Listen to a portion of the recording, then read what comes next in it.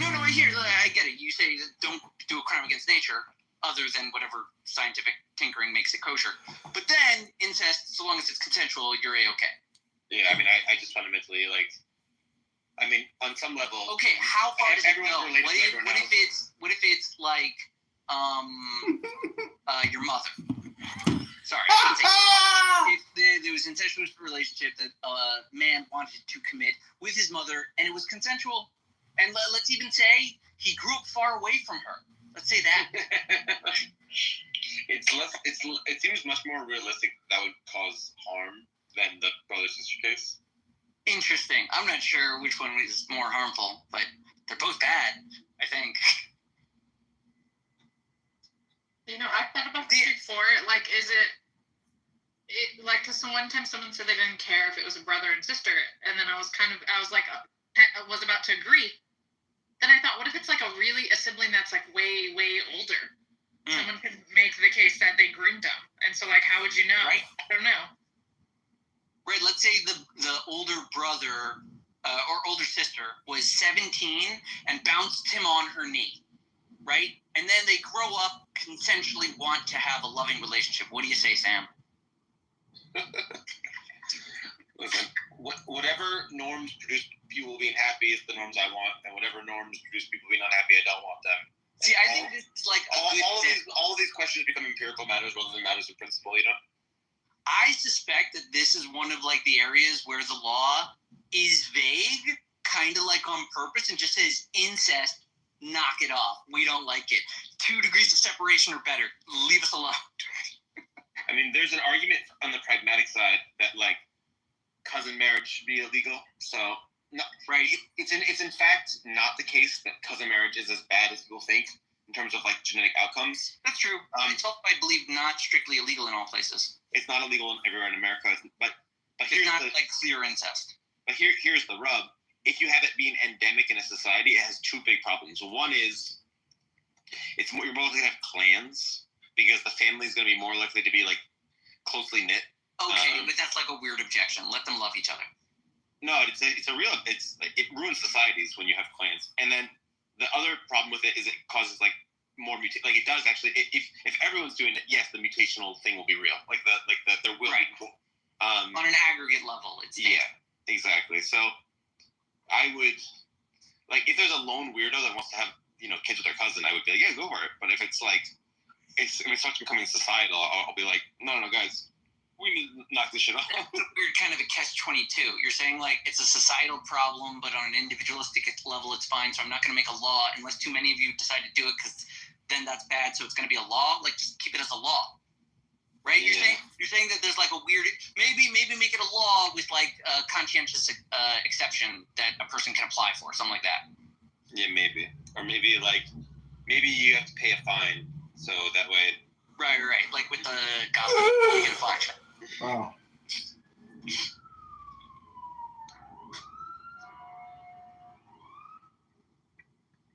Incest is a tricky area because sex is already an area that we feel the law shouldn't be too involved in, but we also know that it should because of marriage and divorce and equitable distribution and the like.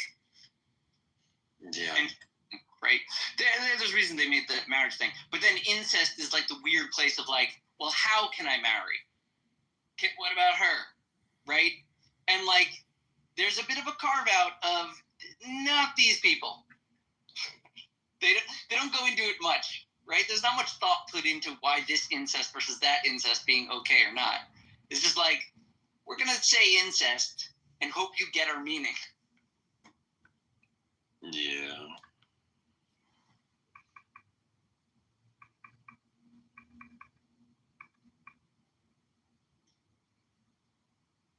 What say you about adultery? I think you want that punished. Yeah, mildly, yeah. I hear that. It's definitely harmful. So there's another question on here is how should we handle conflicting values like liberty versus security and stuff like that? I mean, my perfect setup for that is just you have an archipelago where over here you're optimizing for security, over there you're doing liberty, over there you're optimizing for beauty, another place you're optimizing, and you just have different places with different values that are being optimized. Right. And then- You're proposing like the experimental democracy. Yeah, well, basically, just in my ideal system, it's just there are just different places with different norms because humans are different and they want different things. And why should we fight about that? Like, just accept that me, Sam Rosen, wants to live in a bohemian society with lots of art and weirdness, and some conservative wants to live in a quiet town where no one's being naked in the streets. And like, we should just accept that we both have different ways we want to live, and we should just not live near each other. Like, that would be.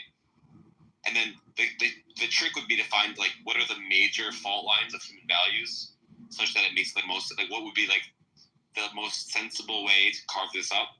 Because there's definitely unsensible ways to do it. Like there's more and less sensible ways to do it. And right, it's tricky because part of like the thing your like bohemian lifestyle or your model, it's dependent upon other things being functional and non-bohemian.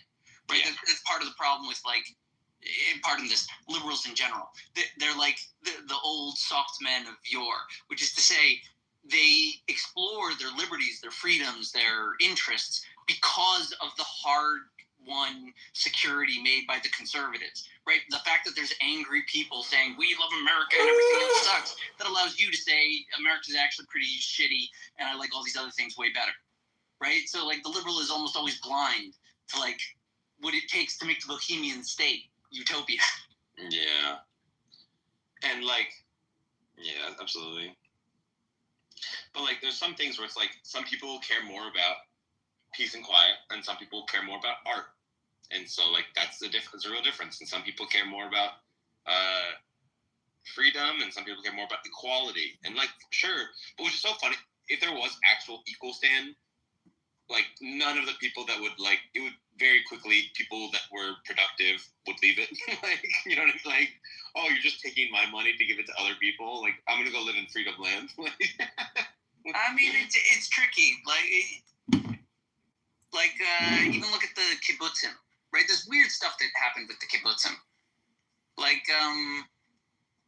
you know, if you get like 150 or so people and they live intentionally, that works. It works really, really well. They get very tight knit. They clan up, like you say, and then they fall into like a faction, right? They either don't understand anyone outside of them, or like some people leave and go off. It's like a weird private universe they make, and like I don't know how functional that is. I just see that it works for a time. Yeah.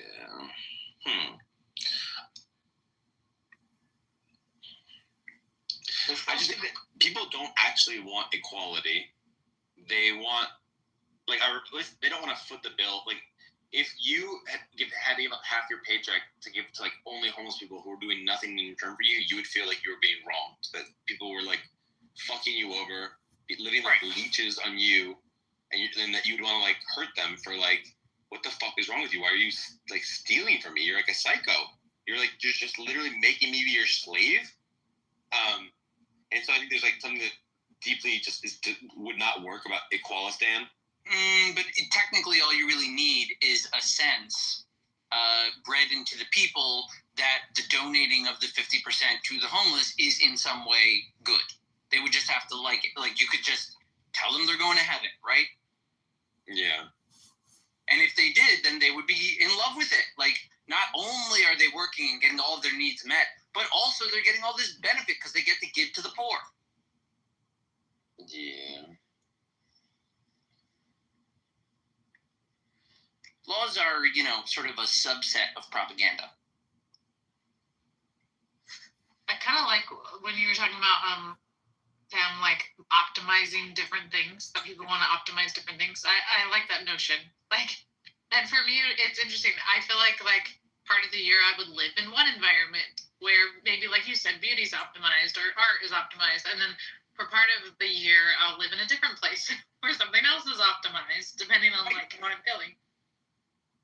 I kind of lean towards developing a nomadic lifestyle like that.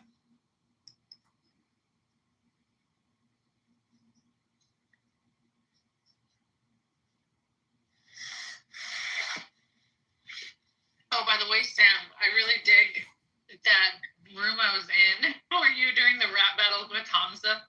That was fun. I'm glad you enjoyed it. Yeah, and I totally Hamza or Hamza? What is it? Hamza. Hamza and Jay's butt. Like you won that battle. Thanks. I mean, I've practiced more than they do, I'm sure. Okay, so when I last wrote about this, like optimizing different societies, here's some that I wrote down. There's Freedom Town, there's Silly Town, there's Beauty Town, there's Safe Town, there's Party Town, there's like Intellectual Town, there's Business Town, there's Extrovert Town and Introvert Town, and there's Food Lovers Town. This is my different optimized societies. I feel like I could find at least 6 of these at the mall. Oh my god, I don't know what it is, but like, it's like I would want to live in all of those places. Like I said, just at different times in my life, because I could find the appeal of all of them. Ooh, that's the move. Yeah. All right, so here's the move. Here's how you make $1 billion. You have to be the front man for millennial relocation based upon renaming cities under your stupid simplistic titles that millennials will, for whatever reason, decide to move there. Perfect. It's a foolproof plan. Okay, the only question is, what gets to be Freedom Town? Somalia. Exactly. You just renamed Somalia Freedom Land.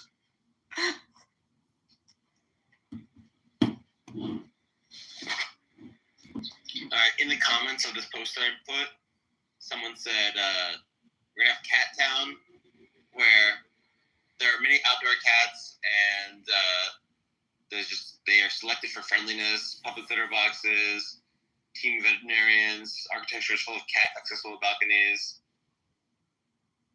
No, that sucks. That's a shit town. All right, 3D Town. All sufficiently tall buildings have public passageways at all elevations. Okay, I thought of a fun vignette that's going to happen at Cat Town. Someone that hides from someone else because of cat allergies.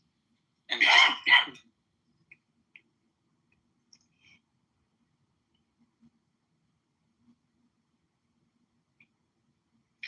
got Fitness Town. Someone suggested everyone gets fit together.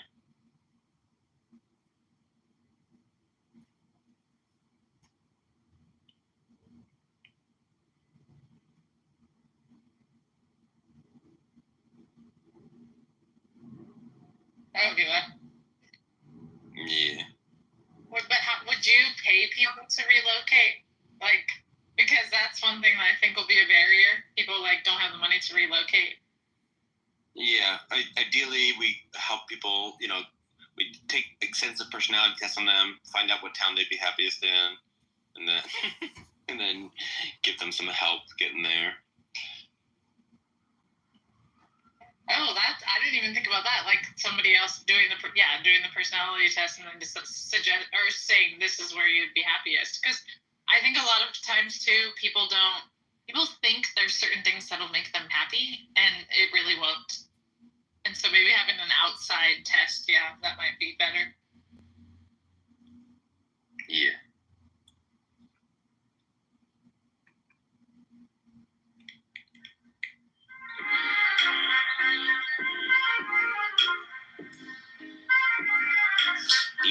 People with different values living together. It's a real pity. So we should make a different city. Yeah, we could live together and be witty. We could have fun, getting it done, having some sons next to the ones sharing our values. Okay,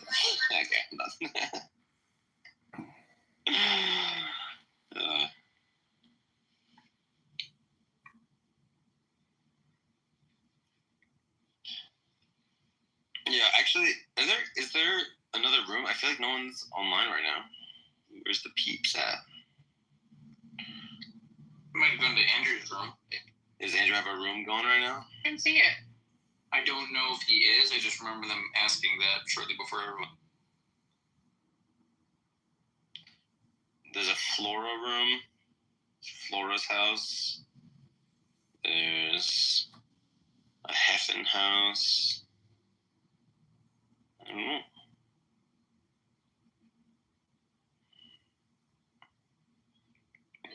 you guys ever talked to Madi? Yeah, occasionally. Oh yeah, you don't like gossip. Good, never mind. Oh, I want to.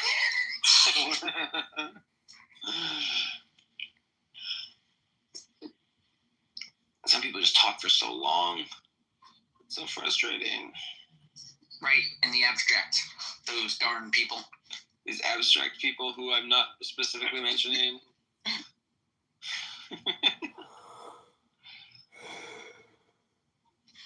Do you want to just like pay me the fine? No.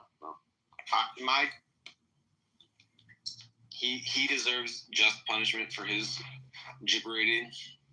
That's true. Ooh, do you want to like add addendums beyond gossip? No more gibberating?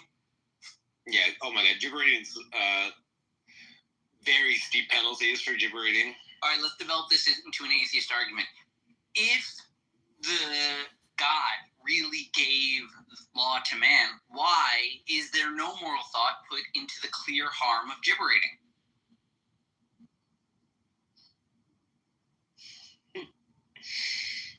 Sounds like an imperfect work to me.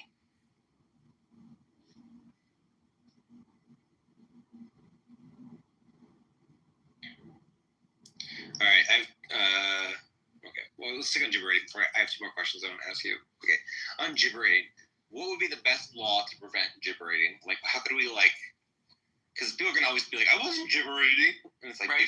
you're fucking gibberating. Well, maybe we shouldn't illegalize gibberating. I think. Maybe to do it in schools from a young age. I don't think that gibberating should be illegalized, me personally.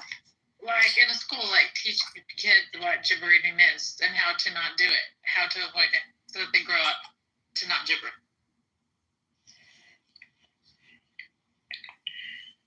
There's something about like perfecting the art of speech that gibberating is a violation of. Brevity, clarity.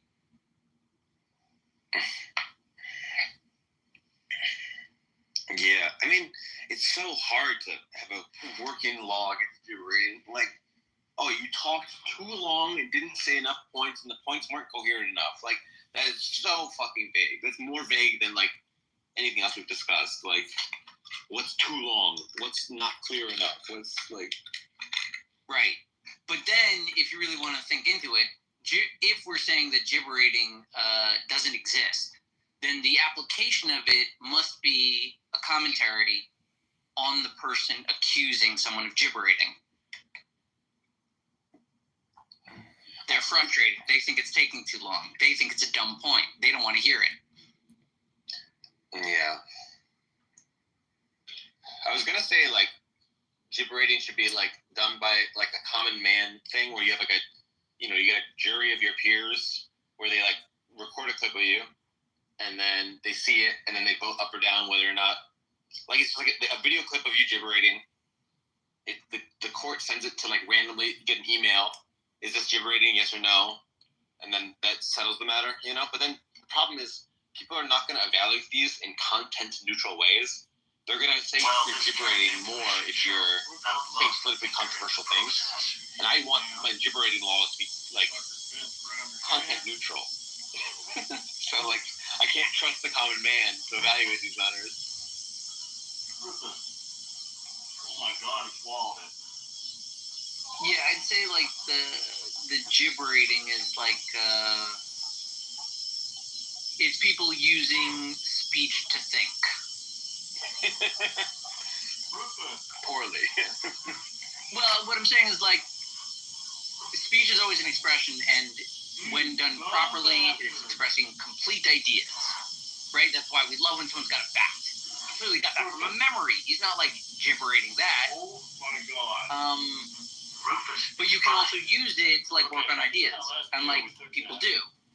But sometimes there's a conflict as to whether I want to sit here listening to you working out the idea that I've already explained to you is wrong. 3, 2, 1. One time I was going back and forth with this guy that I was dating, and when he was a big gibberator, right? And so I would get annoyed and he would never see it my way. So finally one time I'm like, I'm gonna get a pen and paper. Well, I should have recorded him, but I didn't. I'm an old school person, so I was like, I'm gonna take notes while you talk, and then I'm gonna show you the notes. And so I took notes while we were arguing one time, and I showed it to him, and he was so mad. It was like all over the place, and like jumping from thing to thing, and not expressing the complete thought, and taking breaths, and like, yeah. Gave him notes. It's like a director going like, okay, but do it as if it were real. I remember the last girlfriend I had, when she was not angry, she was totally reasonable to talk to. When she was angry, her like reason turned off, which was untrue of me. So like when I was angry at her, I would still be rational, but I would still get angry. But for her, no. And I tried to get her to like understand that she was like this. So I started like writing down like all the crazy shit she would say when she was angry, and then be like, "Do you endorse this? Do you endorse this? Do you endorse this?" And then because she didn't want to be like trapped to admit, she was like kind of like forced to admit like, "Yeah, like do endorse that," even though obviously she fucking didn't. You know what I mean? Like, right. You tried to use your unfailing reason to prove to her that she was being unreasonable. like, I don't know.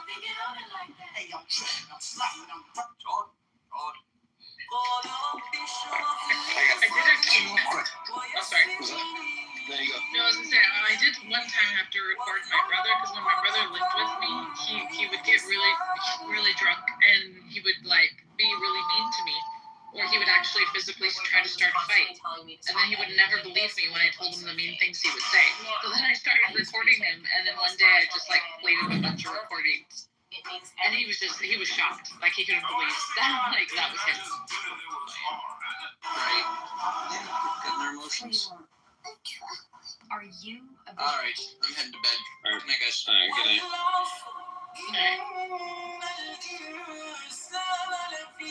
So, what do you think about power versus freedom? So, they have very different connotations, but they're almost saying the same shit.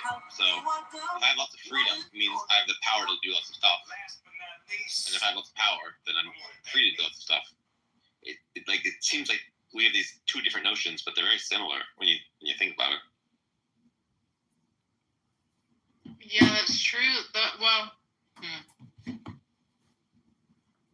Yeah, although I think you could have lots of freedom and not necessarily have the power, or no.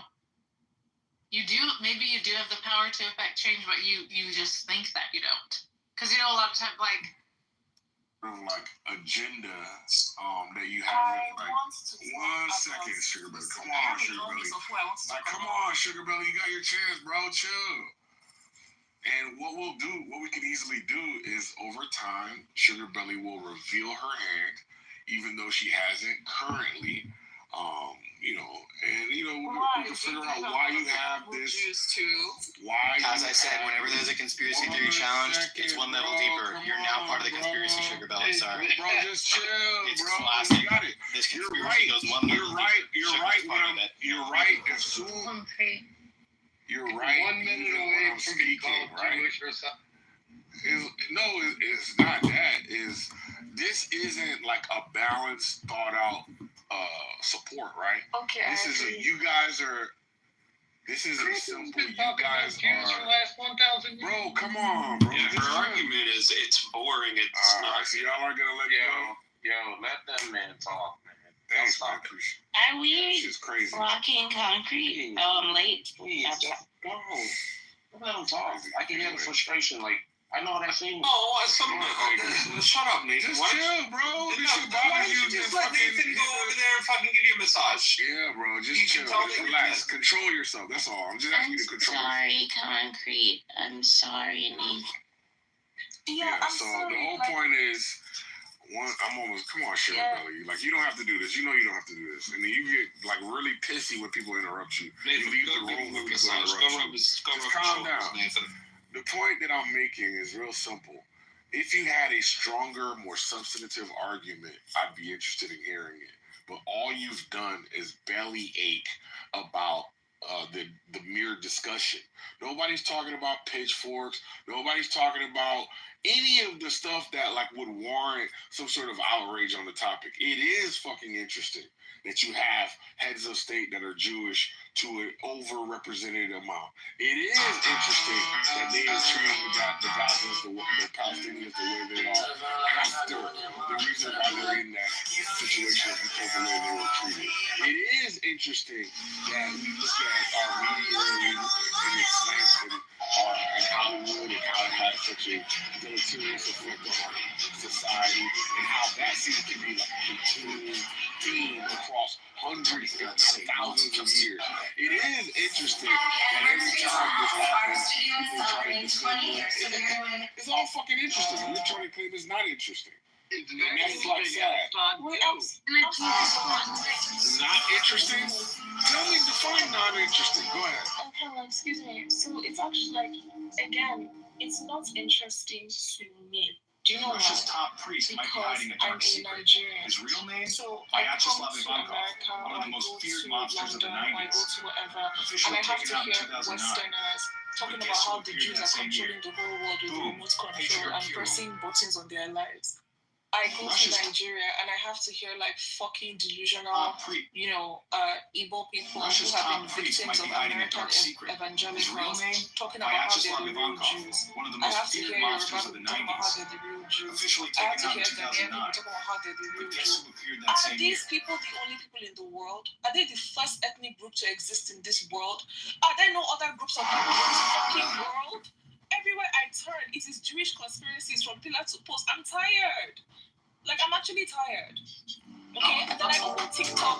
Wait, how about I open TikTok and I have to see a fucking person in New York City telling me about how there's a ruling and there's Jewish people on that through the tunnel. And okay, in that case, I wasn't right. There were actually Jews going through the tunnel.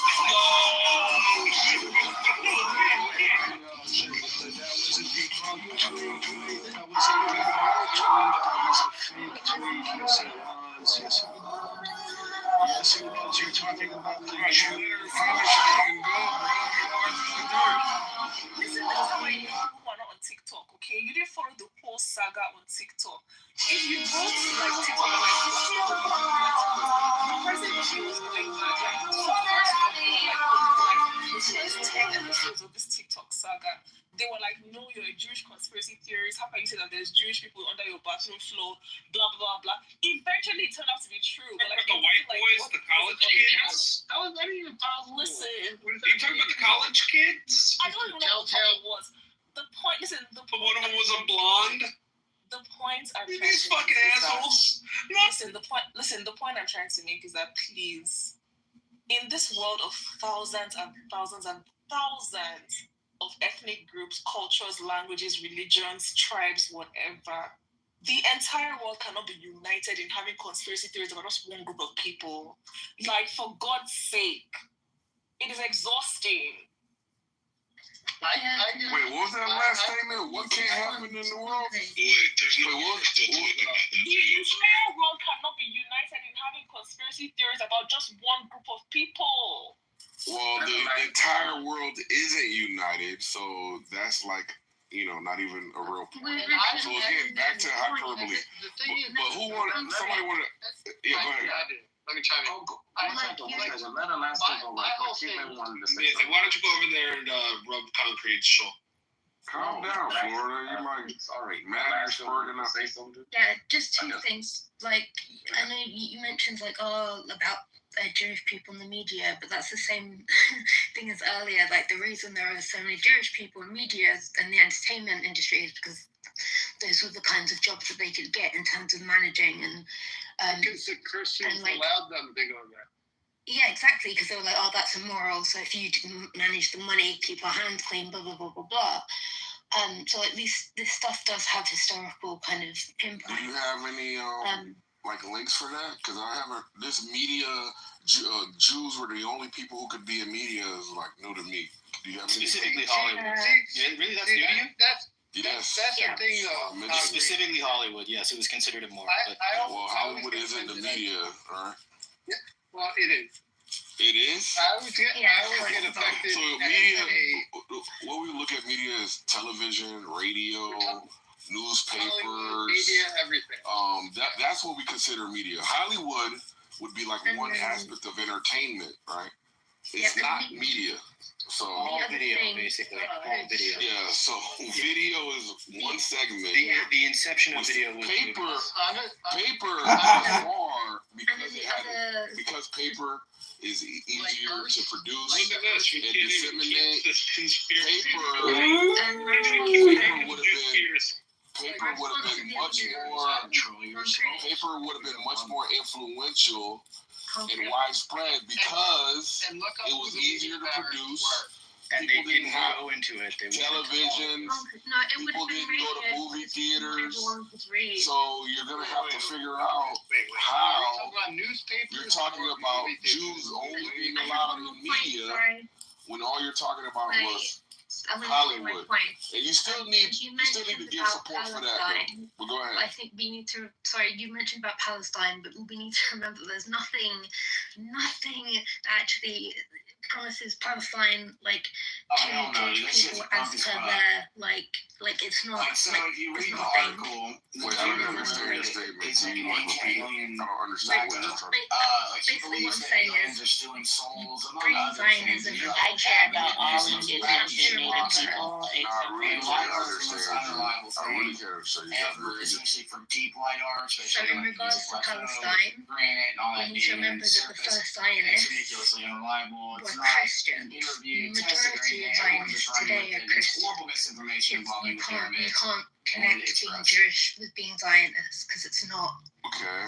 the same thing. Okay. And I think it's just really dangerous to equate Well, that. that's not Wait, necessarily true. Did you understand the point that I was making when I brought it up? Israel and Palestine. You understand the point that I was making? Yeah, so concrete has Basically, what I was saying. what is it called? If you say, hey, concrete, should you look the other way? He'll look like the opposite direction because he's got to, I gotta do the opposite of what you say. I gotta. Looking for a way to grow your business? Alright, anyway, so all I was saying was these are topics that are at the forefront of, discussions because they are active engagements. Right? These are on the headlines of media. Actually, I think. And that's why we're talking about it. It will continue to talk about it. That's not how you This feels a little Russia, that whole thing where they're like subverting the government by way of convincing people things via tweets, and Facebook posts. It feels a little rough. Anyway, so the point is, I don't really like it, but I would square up on you, Concrete. I would. I swear to God. I swear to. Yeah, Sugar Belly is lamenting all the attention that the Jews are getting, and it's warranted because, as I said, these are issues that are at the forefront of our minds because they are active. Honestly, All right, Alaska, what do you want to say, Alaska? Go ahead. what really genuinely upsets me is that every single conspiracy nearly that you've listed, even the ones where you're talking about like ancient history and stuff, it's all stuff that has been done in recent history, specifically by Western states like the United Kingdom and the US. So you're saying there's another group that did it, so we shouldn't focus on the Jews? No, what I'm saying is all these conspiracies. Everyone's saying Cybertrucks are landing. They're all conspiracies. Fine, okay? I know you say What are you doing? Leave me alone. Hold on, Michael. Let's just work with Alaska, bro. I know you got it. You're mad. I'm mad. Okay, let Alaska go. I'd say about 50 There's no gear, so it's all just one gear. I'd say it's got a throttle, there's no clutch. Yeah. I have a YouTube channel called John Hicks, and I just record my rides. You recording now? Yeah, I record everything I do. Wait. Yeah. Oh yeah, I know. I grew up in Long Beach, so I know this is kind of not the. Those are legal to be out here. There's Yeah. No one cares. Yeah, I'm They're not not too big you. on those pocket rockets. One of my friends died on that. He was going down Expedition Boulevard. Are you saying they have equal amounts of coverage? Right, yeah. So how would we have the same amount of awareness if they don't have the same amount of coverage, Sean Belly? It doesn't matter. I mean, you think that's how attention works? I'm ready for my. You understand how attention works?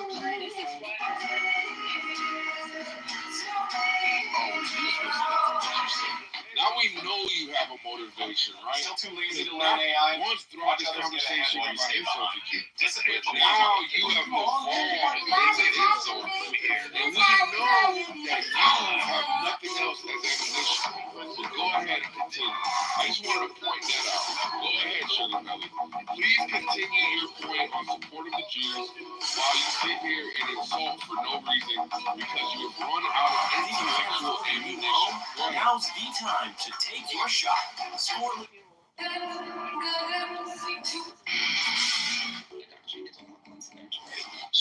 You people would stop us like till we're deaf about all your racial struggles. Please don't scroll. I'm just trying to become a big content creator one day. But Saying how we all need to come together, how Pan-Africanism needs to happen, how Africa needs to unite and whatnot. And then you will pretend that you need some sort of massive international coverage to know about conflicts that are killing people like flies in Africa. But you spend your days talking about Israel and Palestine and the Jews and how the Jews are taking over, how they don't want to take over, and whatnot. Like, if you think about it, right? Because being black clearly means something to you guys. It doesn't mean anything to us, but like it's important to you. If being black was so important to you, then you think that like you'd spend your time and your energy and your attention to be keyed into like, conflicts that are happening on the continents, like the largest collection of black people in the world. But it clearly doesn't matter to you because the only time you guys remember Africans is when you want to use us as human shields and fodder and an infantry to die in your racial war against the white man. That's the only time that you remember Africans. And that's the reason why you're so focused on like Jews and Israel and whatnot. So not because, like I said, you see them as primary competitors for your permanent victimhood status. That's the reason why they piss you off so much, because you feel like, oh my God, if these people were not around or if it wasn't for these people, everybody would be focused on us and like our own travails, right? But you don't even have like the empathy to be focused on like what Africans are going through because you don't give a shit. Really irritating, like and annoying to hear because the hypocrisy is very obvious. And as for what's happening in Israel and Palestine, it's very obvious what's happening. Okay, Israel sees those people as whatever, they want to get rid of them and maybe they want to take over their land. Okay, fine, cool. But like this is not the first time in human history this has happened. Like this is the story of every major conflict in human history. There's nothing special about it.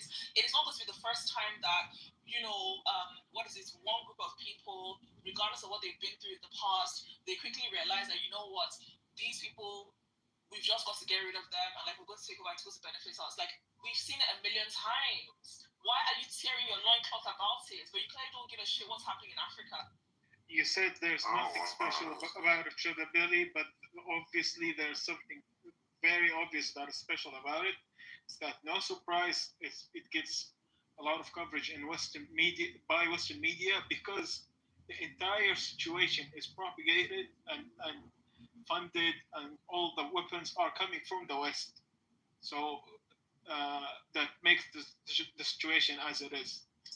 But what's happening in Sudan,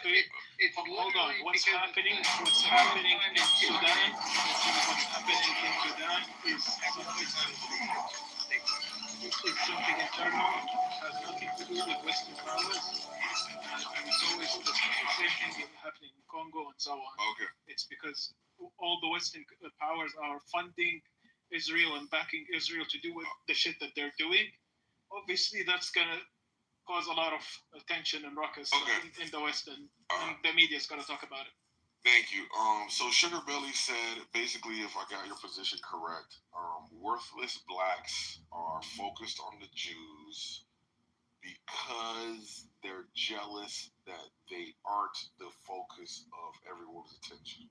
And it's really a ploy to eliminate the focus on the Jews so that worthless blacks can talk about their animus for the whites. And Excuse me. she brought up for hours until I put you in a wheelchair. What did you say to me? I said, can I mail your house flowers here? Can you kneel there? Now, what I think is Sugar Belly is trying to Hey, excuse me. focus on the Jews for the focus on the Manhunt warriors. And that seems to be what's at play right now. And she's projecting that desire to be the focal point on the Black Americans for some reason. Because we all understand that one second. We all understand that the Jewish obsession isn't like a Black American. In fact, I would say the Black Americans, by and large, really don't give a fuck as much as other groups, i.e. the and the Europeans and others, right? Oh, Timmy, that's not a very nice thing to say to your sister. Yeah, she's gonna have to wash her mouth out for being so filthy.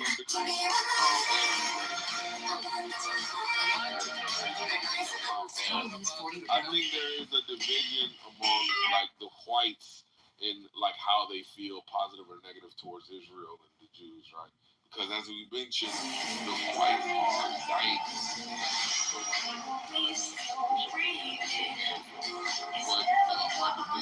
there's never been a positive focus. He thinks there's never been a positive focus or obsession with the Jews.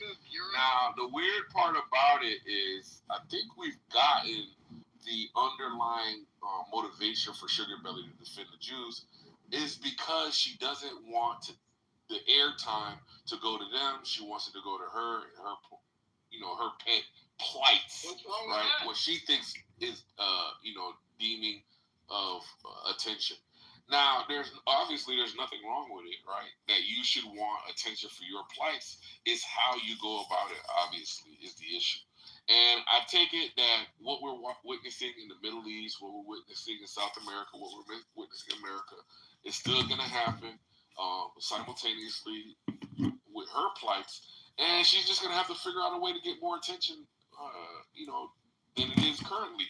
And it's not going to be demonizing blacks, and it's not going to be minimizing the Jewish people. There's going to be some other means. Good luck. When does your obsession go to end? Yeah. Never. That's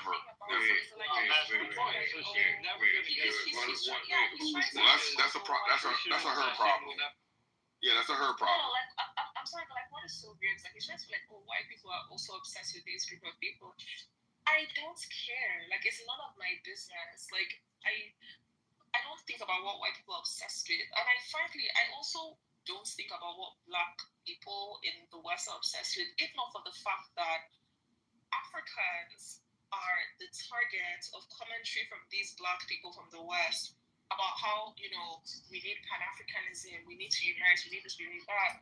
But they only ever talk to Africans about this stuff in ways that benefit them, right? And then it's like they will sell you all this bullshit about, African unity and Pan-Africanism and how we're all black and whatever.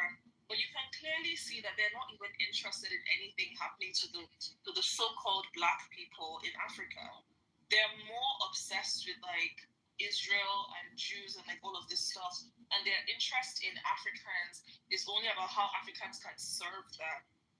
And so that's the reason why I'm commenting on it, because you're black. If you weren't black, I wouldn't have anything to say.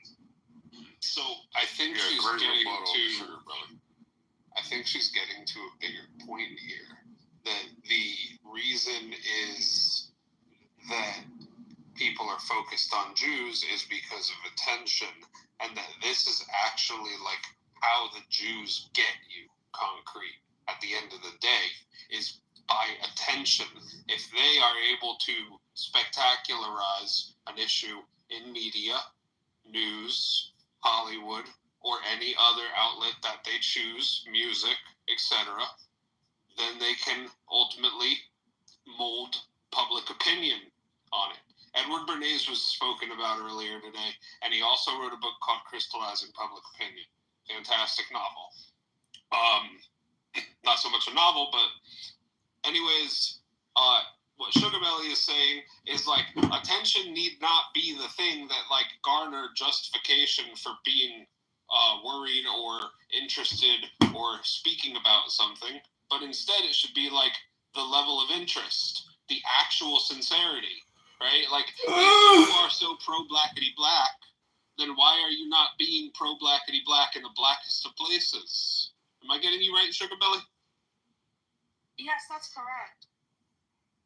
Yeah, so this isn't about being pro-black or pro-white or pro-anything. This is I about got a joke, though. Can I get my joke out real quick? Can I get my joke I out don't even real quick? understand. Can I get don't a joke even out understand. Real quick joke? Yeah, I don't understand. So, 'cause Yeah, what- all right. I don't what you just said- understand. It's just a real quick. I it's a don't joke, it's a joke. understand. You guys don't like All love it right, when so, people all talk. right. To Florida's Go point, ahead. to Florida's point, whenever you think of a Jew, we get 5 shekels. 5 shekels. Oh, it was funnier if I had just gotten it out.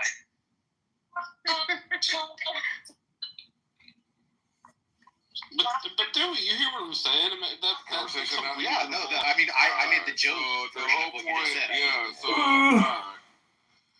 Anyway, so where was I? So The more serious it's version not of it about is which being military pro-black and conflict black. has That's the most just like deaths. some red herring. Sugar Belly's Because throwing it's out there. not Israel Palestine. Yo, can your faggot bitch ass chill, bro? Yeah, thank you. Relax. Anyway, Nathan, you need the shoulders. oh, got another faggot on the line. Any other faggots that want to talk? Yeah, it's right here. Oh, Nathan, you want to do anyway, it? so Fine. you're not gonna just chill, I'm you gonna faggot help. I'm bitches. gonna help. I'm gonna Nathan, help. why don't you just... I was going to contribute to antagonizing Concrete, but actually just one mic on Concrete. I'm going to be perfect. Yeah, thank you, appreciate it. Anyway, so that was a red herring that Sugar Belly threw out there. Florida man obviously grabbed onto it. It's nothing to do with blacks, nothing to do with Africa. It's nothing to do with where attention is focused and where it should better be focused. That'll be a fucking individual basis, right? Where you fucking direct your focus, that's on you, homie. Right now, for this conversation and for these reasons, we're focusing on the Jews. And if that bothers you, the best thing for you to do is to not perpetuate the conversation by complaining about the focus on the Jews, right? It actually, if you haven't fucking figured it out, has the opposite effect, right? The opposite desired effect.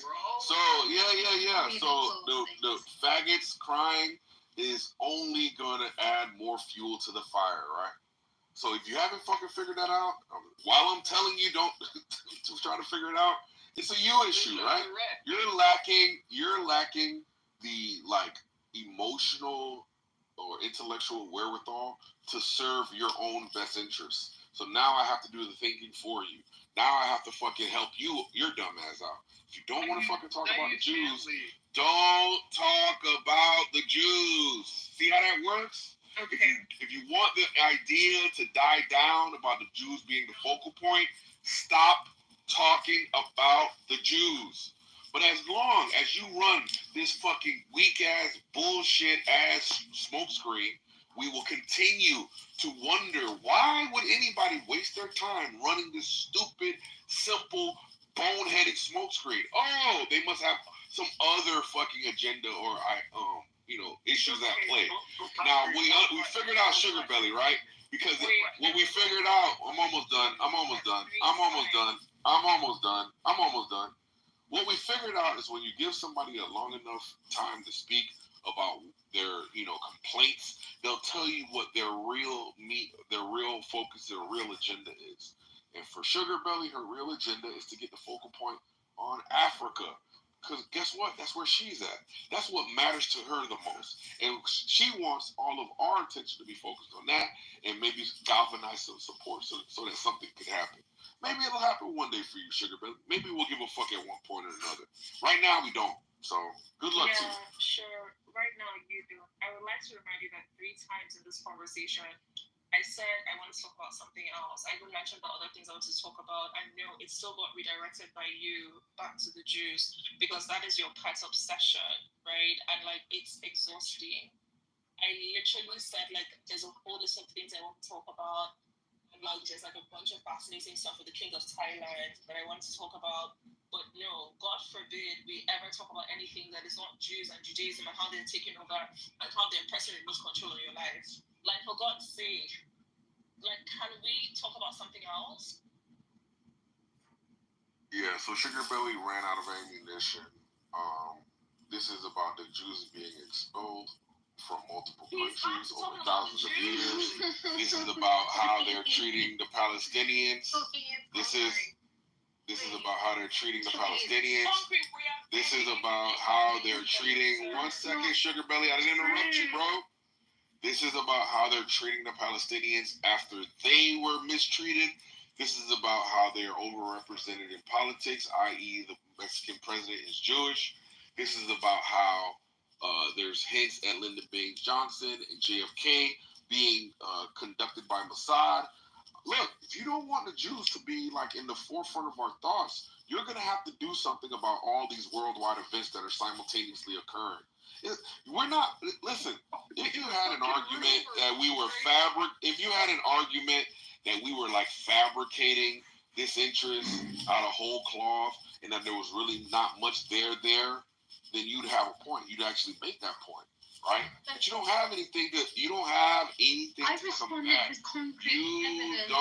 have anything to combat. You don't have anything. Sorry, man. 1 second. Yo, can you shut the fuck up? Because you got a chance to go next. You can go next, right? So you haven't done anything to like undermine this real world reality that we're in. And you can't. Why? Because I have 4 headlines right now on the Judge Report. Here we go. Netanyahu spy scandal leaves PM fighting on 2 fronts. Benjamin Netanyahu. Middle East only. Shut up, Sugar Belly. Middle East only democracy. Shut up, Sugar Belly. Middle East only democracy near constitutional crisis. Israel. Well, that's a lie. Bibi tries to remove Attorney General. Israel. Anti-government protests flare. Israel. Sorry, bro. This is what's happening. And that's on the Judge Report. We can go on and on and on about other news sources and other things that they have to say. You got to do something about it, but you can't. So you cry. Thank you. It's not even worth. Oh my God. Because his attention is pointed to the Jews because the Drudge Report wants to show him the Jews instead of Africa. He's investing his time in the Jews. He's not interested in Africa. He's interested in the Jews because the Jews in the Drudge Report tell him to be interested in the Jews. There you go. Florida man figured it out. Anyway, please. Somebody get him a Nobel Prize. Clubhouse Nobel Prize. Does anybody have any interesting developments but I do want to ask Literally anything. from any non-Jewish parts of the world? Well, concrete. What are the wars within the Middle East with the highest death tolls? He doesn't know. Come on. Yeah. Alaska's right. I don't know. Why would that? How does that help you out in any way, shape, or form? It makes sense. Well, let me answer because again, if we're concerned about, I get Sugar Belly's point. You don't care about people in Africa. You do care about people in the Middle East. So where are the highest death tolls? Wait, who said that? Who said that? Well, you said that you were more interested in the Jewish stuff. Yeah. Right? Not the African stuff, right? Yes. So I guess my question is right next to... But who said I cared about the people in the Middle East other than for the sake of talking about the Jews? He's just following Jews around wherever in the Exactly. There you go. So, go ahead. What else? Try to make your argument now. Well, no, I presume... Go ahead. Try to make your argument now. Well, no, I asked you where was the highest death tolls. I don't know. Why would Right that? next How door. does that help you? Oh, okay, cool. Well, Interesting. right next door in Syria, it's about 400,000 to 600,000. Oh, okay. Then why does that matter? Why? Because it's How do you? it's a How, much bigger let me ask you humanitarian this. Oh, okay. So you think that this is merely? Okay, great. So your If thoughts your concern are. is about the When I look humanity at, of it all, hold on, bro. Hold on. So your thoughts are. I'm giving you the benefit of the doubt that you're concerned about the humanity of it all. Calm down, dummy. It's a Calm matter down. of foreign So when you talk, so you foreign think. relations. That's it. So Bro, it's not about just let me go, bro. Can you let me go? Because I got all these faggots that are interrupting. Because Can I just go now, please? how You can go when I'm done. You can go as soon as I'm done, bro. I Just go as soon as I'm done, bro. saw you'll be after concrete. So Dewey's under the presumption that I care about, the humanitarian efforts or the loss of life as merely the reason why. I'm talking about the Jewish thing. And again, it's in conjunction with other worldwide events and historical events, right? So you got the worldwide events simultaneously, and you got the historical events. All of that together is what foments a interest, if not an obsession, your words, with the Jews. So what you did is you tried to boil it down to loss of life, and then you said, well, if you're a loss of life concern, then you have these other concerns that you should be more interested in, right? So that would just be what we call a typical straw man argument, right? Well, no, yeah, I Nice get try. assumed. Nice. No, it's again, I wasn't trying to put words in your mouth. But what's I my assumed that argument? was the issue. Try to figure that one out before you can try to be a clever gotcha artist, Well, right? so Before you develop a clever gotcha, just try to figure out what I'm arguing. Okay, it wasn't a clever gotcha. I had made the I assumption. agree, it wasn't a clever gotcha. Yeah, because it wasn't trying to be. Oh, Again, now you're lying. Now you're lying. making assumptions. That's a fucking line. It's not an assumption. But You know what an assumption is? cute pets. Do you know what an assumption is?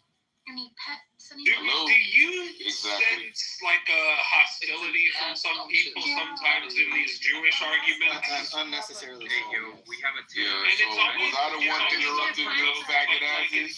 Was I the one incessantly over talking? Was I the one that was over talking your faggot asses? I know we all want to play pin the tail on the concrete, but we don't have Coke to. boys, was I the one that was incessantly over talking? Please, I'm You not guys. No, I wasn't. So you faggots were the ones that were like hurt. Make you have a nice. You're a fucking liar. As per usual. Give me 1 second. Okay. Alaska was asking, yes, Alaska. Oh no! Beautiful German Shepherd. Yeah, I used to have a gorgeous German Shepherd. And before that, we had a dog that was it was like, I think it was like a golden retriever, Labrador, mix something. I was small when we had that dog, so I wasn't entirely sure like what that dog was. But the dog that I grew up with, like when I was a teenager, was like a German Shepherd. Gorgeous dog. That's cute. Oh, not so bad. What kind of pet do you have? Nothing at the moment. I did have a hedgehog. She was really cute, but I want to get a dog. Let me see if there. That is such a. Let me see if there's any dogs by the name with Jewish or Israeli part of his name.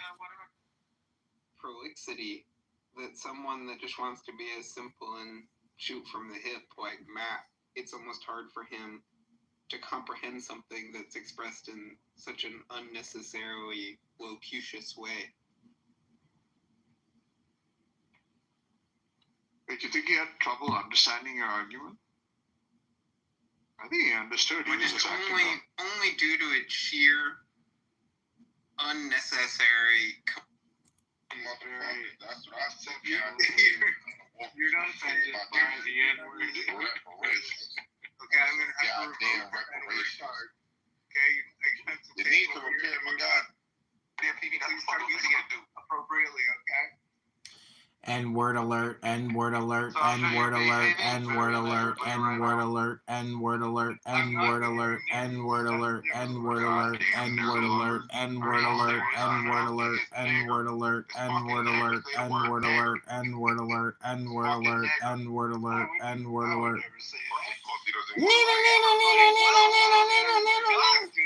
N-word alert.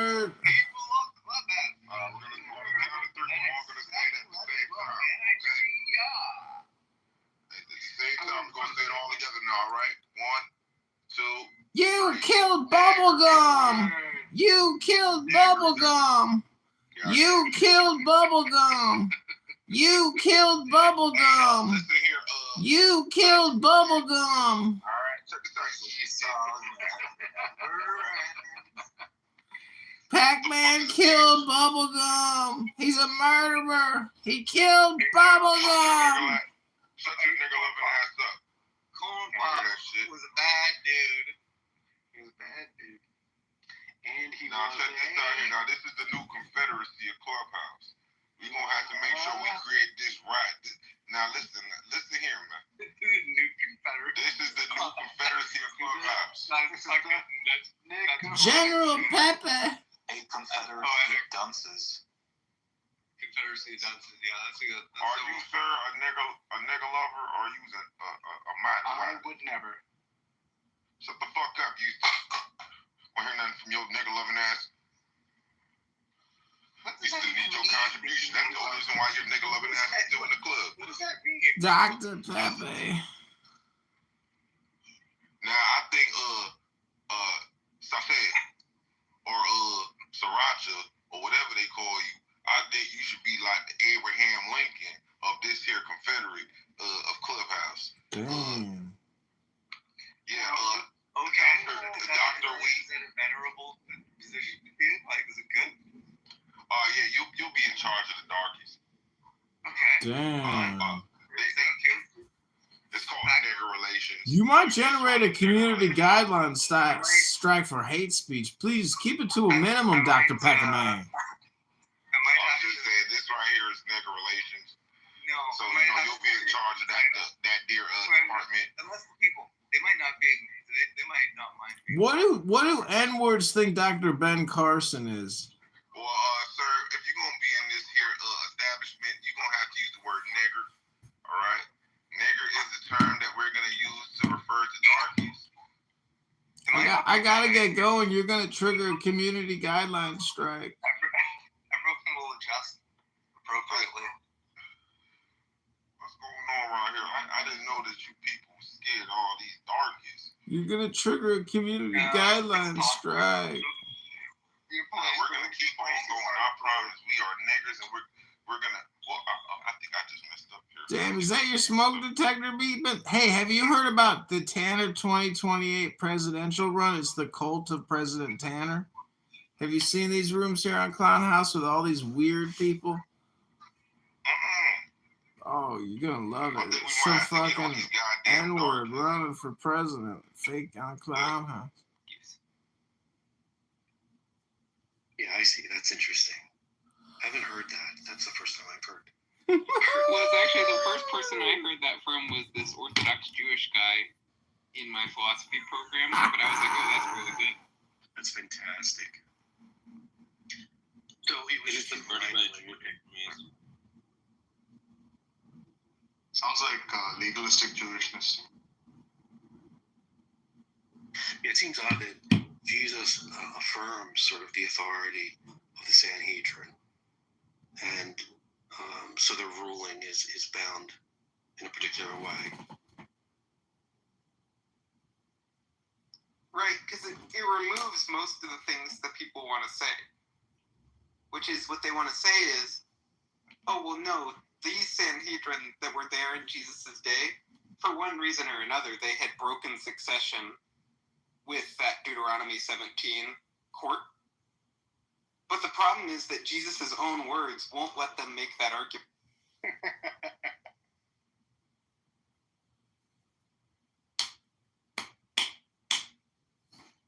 Ethan, what do you think about intransigent irrationality? Like, how does it make you feel on one hand? What's to be done about the fact that people are like this? What do you mean, like are you talking specifically about Matt Slick? No, I mean, there's people on here that think that the Earth is 10,000 years old, like Justin as in, or like, I mean, you might think that too. So I mean, but like, like clearly people are just very wrong about matters of fact, very obvious, at least in my estimation, and then they just will not budge on them no matter what you say. Well, that's the thing is, it doesn't offend me at all when people just have views that are kind of wacky. And it doesn't even offend me if it's just like their intuitions are like just completely terrible. You know, like the things they find plausible. Like then I just feel sad, you know? But like, it doesn't like offend my intellect if somebody just has a plausibility structure that I think is just ridiculous and silly. You know, or just see, like there's some people where it just doesn't seem like they can discern the difference between like what's a good universal abstract principle and what's like an arbitrary mess. Like Andrew is an example of that, you know. But like the thing that really offends me is like when it's just clear that someone is just like making a fallacious inference and you're pointing out to them that just the logic that they're using is bad logic. Or like you're trying to get them to like see through a hypothetical, or you're like trying to make a point that has just like a little bit of subtlety in it, and you're just trying to get them to grasp that or appreciate that, and then they're just being intransigent, you know, they're just being uncooperative, or they just can't see something up, like there's just something so plainly untenable that it couldn't even be a matter of like you just have really bad judgment or taste, you know. It's just like, I am demonstrating for you right now, if you will cooperate with me, that like you just cannot maintain the thing that you're saying. Like that's the thing that just really grinds my gears. Yeah, because it seems like. Sorry, do you talk about? No, I was just gonna leave. Because the reason that grinds my gears is it seems like there's like something dishonest going on. If I felt like someone was just being completely sincere, either in that or ignorant or, like you said, they're just have like poor taste, or their intuitions are just like wonky. But there's something that like genuinely evokes like a sense of like righteous anger, and I don't know why. They should know better. Do you feel that way? Like, do you ever get angry about that? Yeah, I mean, I get angry pretty easily out there. But I mean, yeah, there's something especially odious to me about someone where it's like they are repeatedly insisting that they're right, and they're like hurling all these insults and doing all this table pounding about how they're right. But if they would just be minimally cooperative in the dialogue, they would immediately see they were wrong. You hide your anger well, because I don't know if I've ever realized you've ever been angry on this app, because you're always so calm. What? He's not calm. I don't know. I've never heard him not be calm. This pristine picture. But no, I wouldn't say that this like goes unhinged, but certainly there's like this anger that you feel. Yeah, I lose my temper on people. I mean, like, when I'm going, like, there's some times when I even feel like I'm on here, where I just get so triggered by somebody that I feel like I'm on autopilot, you know? Like, I'm not really making, like, I'm not, like, consciously deliberating about what to say, or I don't really feel like I'm in control. But, like, there's some times on here where people will like really go berserk. Like I've seen that happen to Sully, where he will go so berserk. Like I've never been that berserk on anybody else, you know.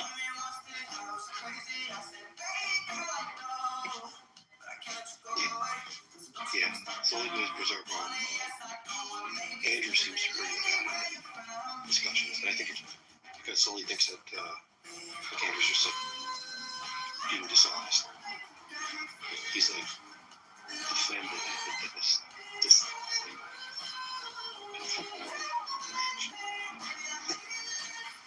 But I don't know. I don't think Andrew's lying, is he? Well, there's a real sense of like, it's weird about how much. I so hope he's not. He doesn't. Like, it's not something that's like it's something that's like young Earth creationism. Like it's out now. Something that's like weird. It's out kind of dishonest about his deciding not to look into the matter. No, it's also just the thing that's absurd about Andrew it's like he has a worldview where you're like, it's clear that he doesn't care if his response is plausible. He just cares that his response is possible and is consistent with what he has thought previously. You know? Like, as long as it's just not conceptually incoherent or logically contradictory, then if it reconciles all of his prior commitments, it's clear that he's not actually trying to intuit whether this is a thing that is plausibly true of the world. He's not actually, like, openly, honestly trying to discern truth. It's like, and a prime example of that is like, well, it could be the Amalekites were like hybrid giant inhuman, like with that First Samuel 15 stuff, like God ordering that these like the suckers and the suckers be slain. And it seems to me that if he just wants to produce something like, well, there is no contradiction to this view. Like they could be just like aliens. Because that's the thing is, when I have a view like Anders, like the thing I would want to do is like tell the other person some story where like it's not just that I want to make it consistent for myself, but I want to have a set of reasons to where the other person will come to appreciate how a reasonable person can think as I do, even if they don't agree. Like that's my ultimate goal when I'm having like a public dialogue. And Andrew does not care about that at all. He just cares that he has some response that's like a move in the game.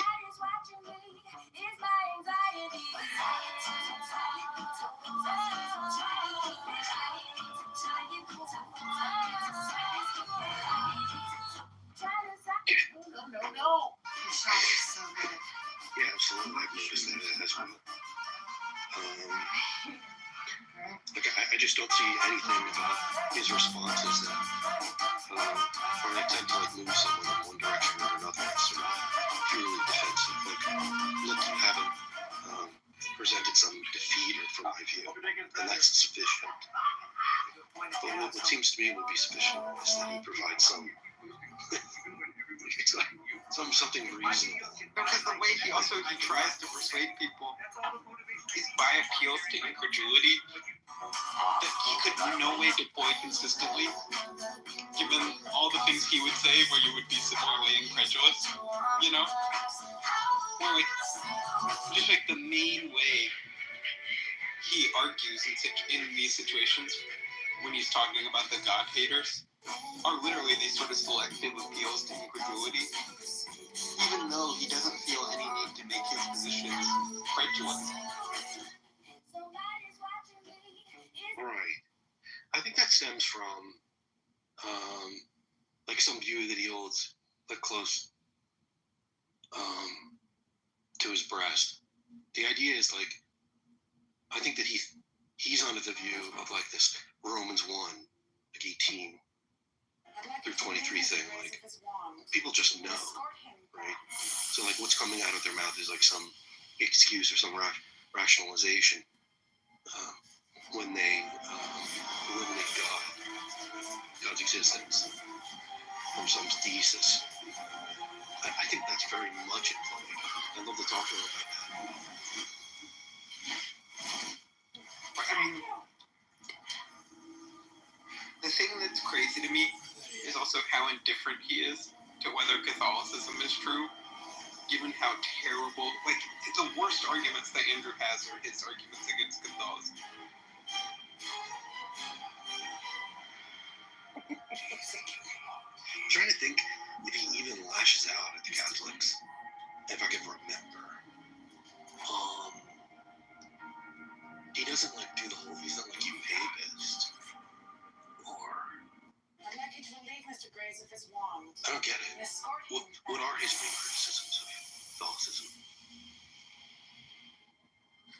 It's like his literal main argument, like his number one go-to argument to criticize Catholicism is, hey, I don't get why we're making such a big deal about Mary. What's up with that? That's a little weird, isn't it? This Mary lady, what's going on there? That's literally that's the substance of his criticism. I mean, then his secondary criticism is, I'm not sure I see all this like praying to dead people in the Bible. And those are the two. I think the strongest criticism the strongest criticism of Catholicism comes from Billy Joel, who said that Catholic girls hurt much. I've definitely heard Andrew mention this. Is it recording? So I don't film these very often, so check this out. Like, what was it called again? Saint. Yeah, he doesn't outright say like, "Well, you're worshiping Mary." That seems. No, and he doesn't actually have any argument that he can appeal to from the Bible to the illegitimacy of any of those crimes. Like, he doesn't make that argument. He doesn't make the argument to refute Catholicism from those things. He just says that he finds those intuitively weird. That's the strength of his conclusion.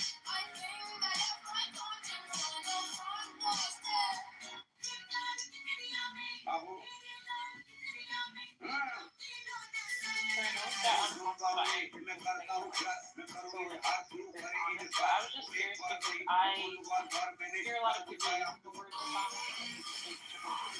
And sometimes to me, it's like they just mean the person stubborn. But then they're calling them dishonest. So I feel like there is a little bit of a distinction that could be made between being stubborn and being dishonest. Unless I'm just thinking about it wrong.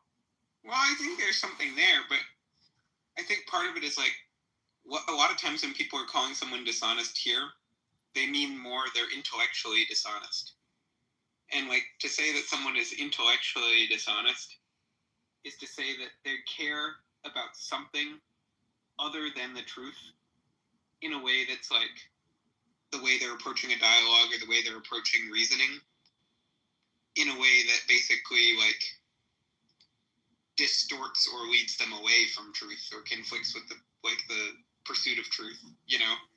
Like, that's generally what I get, what I'm getting at anyways when I'm accusing someone of dishonesty in these contexts, which is it's not so much that like they are like consciously aware of the fact that they're wrong and are just continuing to protest to the contrary, but it's that like their desire to like not be wrong, you know, or to win in this social argument, or some motivated reasoning that they have that's directed towards something, is causing them to like obstinately refuse, you know, to be rational and to cooperate in the dialogue.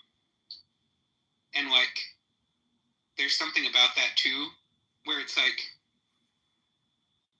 there's also a second sense besides just that I think is also pretty often applicable to people, which is like when you're not consciously aware that you're dishonest, but the person clearly, like, it's introspectively available to them that they have certain intentions and that they have certain beliefs. And so it's not that they're consciously aware of it, but if they had just reflected a little bit, it would have become clear to them what their underlying motivation really was. And that's true in most cases in my life where I've been dishonest, which is I'm not consciously thinking to myself, I'm being dishonest right now. But a lot of times, like, if I had just introspected, I could have realized that there was a disingenuousness to what I was doing. Oh, thanks for explaining. Yeah, I can see both of those contexts. That makes a lot of sense. And I felt like in the first sense you were talking about, you can also say they also lack integrity. And at the same time, or it may just like dishonesty or whatever. If that makes sense. But also, I like the second sense you're talking about, because I've done that too, where maybe not in a debate context, but just in my life, like some behaviors I have. If I just introspected a little bit about it, I can have some realization. You know. Can you come down, dear? Right, and that's just how most things work. Is like the mental states that we have. Basically, like, our awareness of them first comes in degrees, you know, and second is not like perfect. More like it takes actually effort to introspect and to see clearly, you know, and to inspect your thoughts and to inspect your intentions. intentions and to inspect your desires. Like there are lots of times where, I would say I was wrong about what I wanted. The gloss that I gave on what I wanted based on what I introspected was just wrong, and that led me to make a mistake.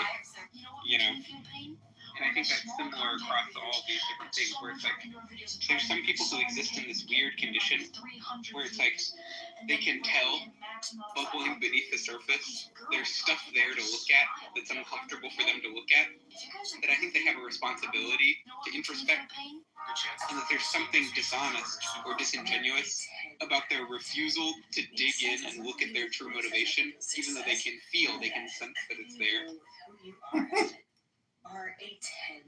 Yeah, that's a great point. I think sort of bubbling under the surface. Well, not bubbling, but there's these things in the background that would make sense of Andrew's views. I don't know if you've heard some of his testimony. Like you said, supernatural experiences where a person approached him and said something to him that only he would have known. For example, if you were shaving and in the process of shaving or humming a particular melody, or not humming, but internally, just like thinking about it or something like that. And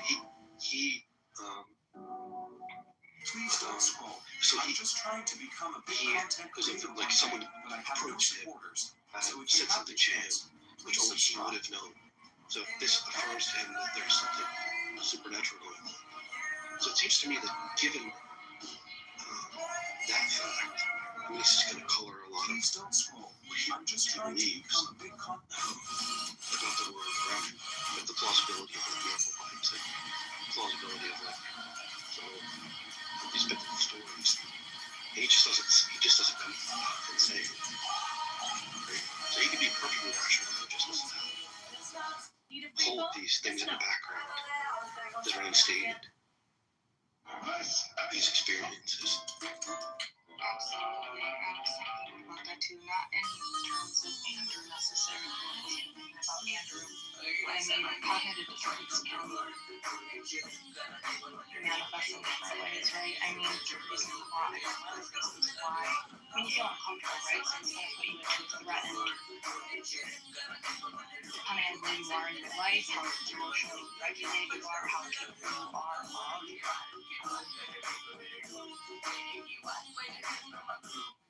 returning yourself back to a baseline, you're going to feel some kind of fight, flight, fawn, freeze, right? So, I mean, just because an individual doesn't seem like they are experiencing cognitive dissonance, it could just be a fawn response. It could just be people pleasing. And I say that just because we are all culprits of that, whether or not we realize it. And that's the point, to not realize it. Right? I mean, it's really easy to point the finger, but if you feel like you've experienced it, you might just have a fondness. It is funny because it's something we were talking about, which is this idea of so much of what the brain does is based on this principle of dissonance reduction. There's just this tension that we feel when we have a whole bunch of these different mental states that conflict with each other, or where there's some kind of tension and inconsistency between them. And what the brain does is it will suppress and will rationalize and will revise or will just push things out of conscious awareness so as to resolve this tension. And it creates these situations where, for instance, like the ones I was talking about earlier, are people who adopt a certain atheistic worldview. Now, after previously, they perfectly understood what everyone meant by objective morality and categorical reasons and had all these moral intuitions. All of a sudden, they're doing the Lance Bush. I don't know what that means. I can't understand that. It's all gobbledygook. It's all arbitrary, blah, blah, blah. And it's not that they're consciously aware that that's a distortion or that's false, but it's just that's a dissonance reduction mechanism, which is they've adopted a certain view that requires them to be skeptical towards those things. And the way the brain is resolving that tension for them is basically rendering certain concepts inaccessible to them that previously they had had perfect facility with. Yeah, and it's not to say that ideally would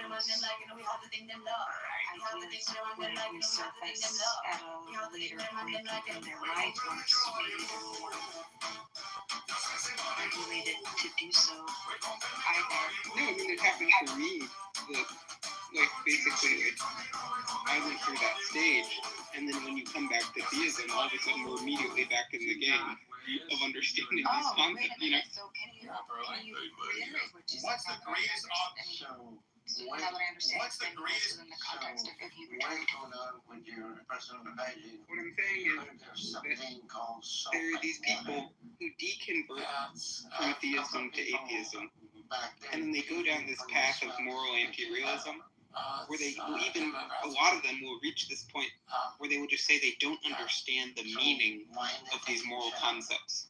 They literally just don't get it intuitively. It doesn't resonate with them the way it resonates with other people, and it just feels, you know, like the idea of a categorical reason is just something that doesn't make sense to them anymore.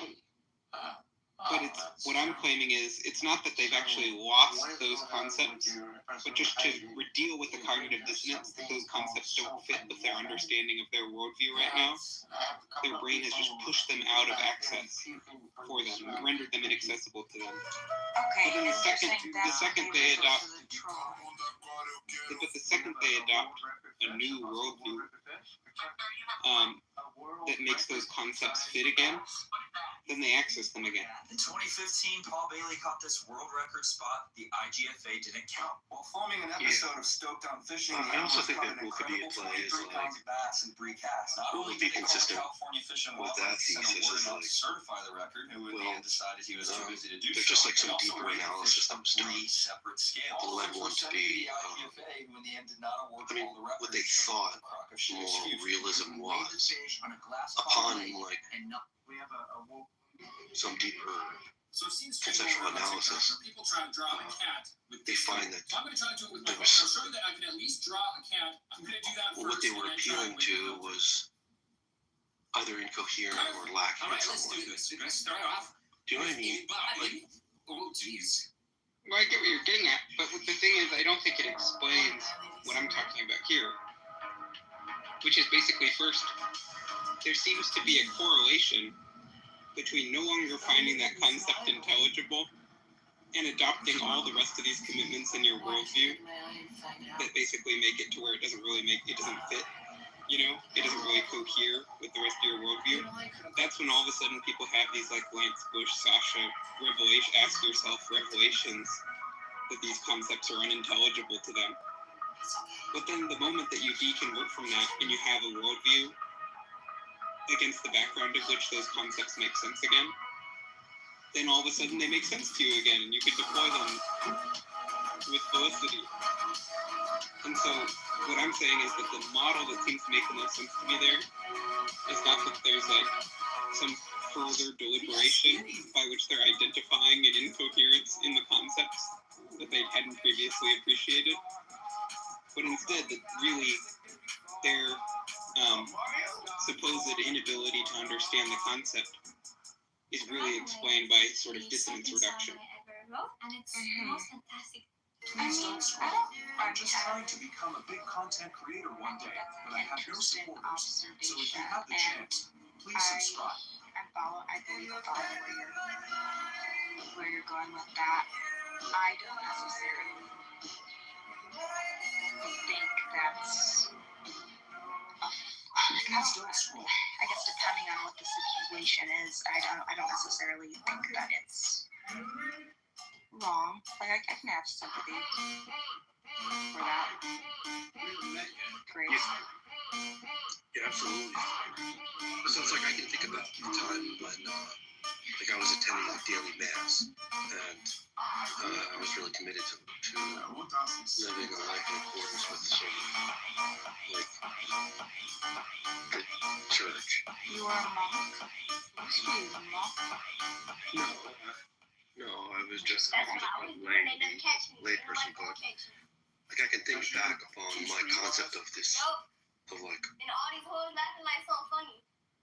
morals being real in some way. And I remember being convinced that they weren't. But at the moment, like, but Ethan raised a good point. I don't know if I have access to that Clockwork's word, that analysis I had that was consistent.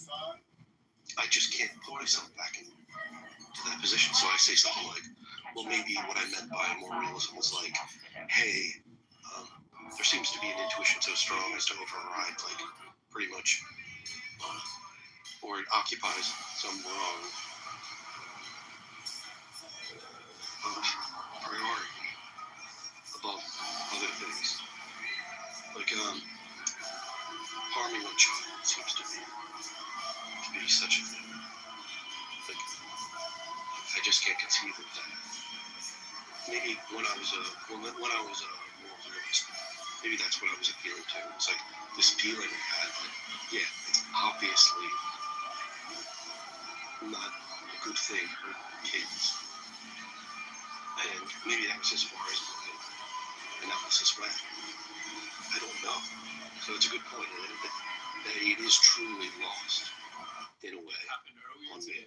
Like my understanding. I think the technical theological term for what's happening, besides dissonance reduction, I mean, Daniel, you'll probably know it better as suppressing the truth and unrighteous. Yeah. No, but I know I don't know if you're being sincere about that, but that resonates with me, even if you're not. So it seemed to me when I was attempting to live in accordance with some standard of goodness, it seemed to me that these ideas made more sense to me. There's something noetic about right. Just when you put it in your identity box, that you're a good person, that you're trying to conform to this moral law, when that's just a really important part of your social identity, then all of those concepts are really accessible to you.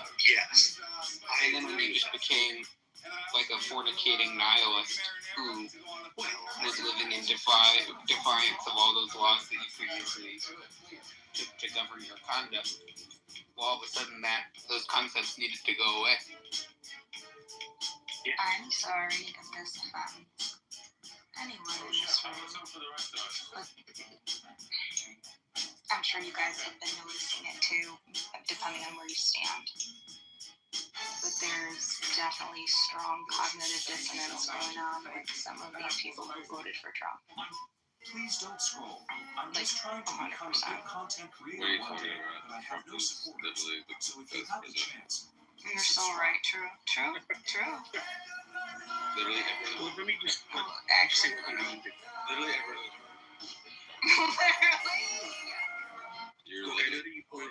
Look, I know that Ethan, you pointed to like this, like again, the Romans 1 thing.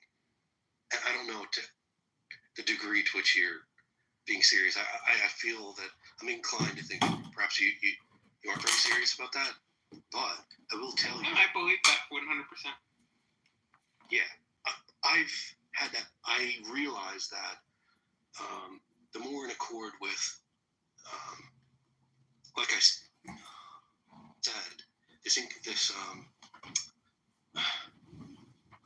my orientation toward the good, and regardless of my failures, there was still this commitment and understanding that they were failures.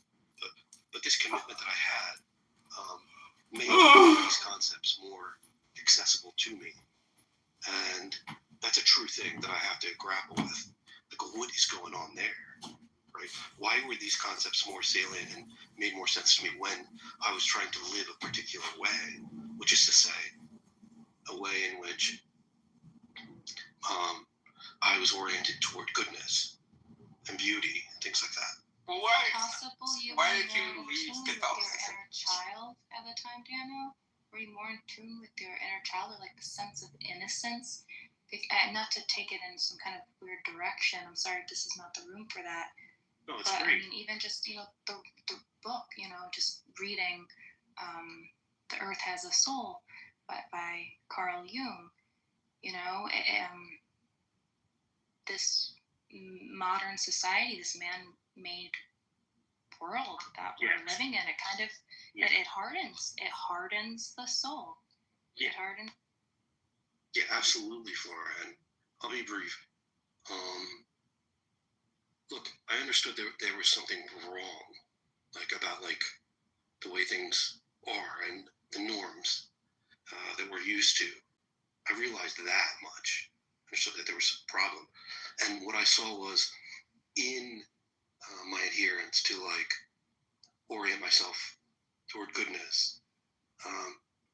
This was antithetical to like popular culture and culture's popular sexuality and things like that. So that was what drew me to the church, was like the fact that it was like, hey, the society you live in is fucked up, right? This is a different way. And I thought that, yeah, that's true. That this is orienting me in such a way that,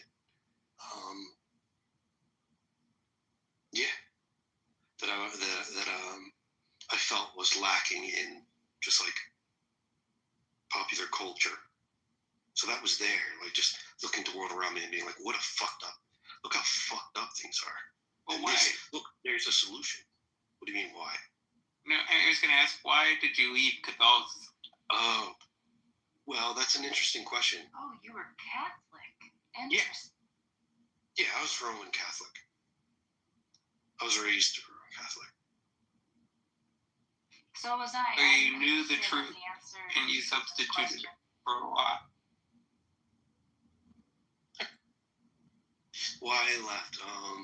Well, I had like sort of this V-dast view, like because I was touched by a homily from like a visiting priest, and he said something about like, look, you don't reason your way to God or some shit like that. I don't know.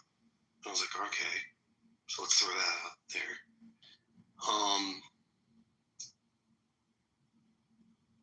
Why I left was just the dissipation of my faith over time and being exposed to like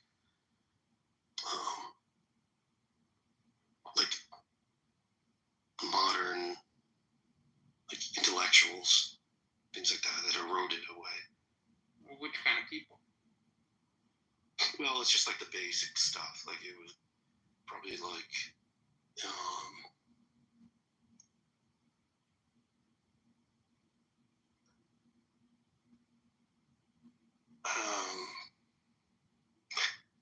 I forget the literature I read at the time, like Camus, or like then I was looking at like Freud, and I was looking at Marx, and I was looking at like But there's Nietzsche. no way that persuaded you to be an atheist.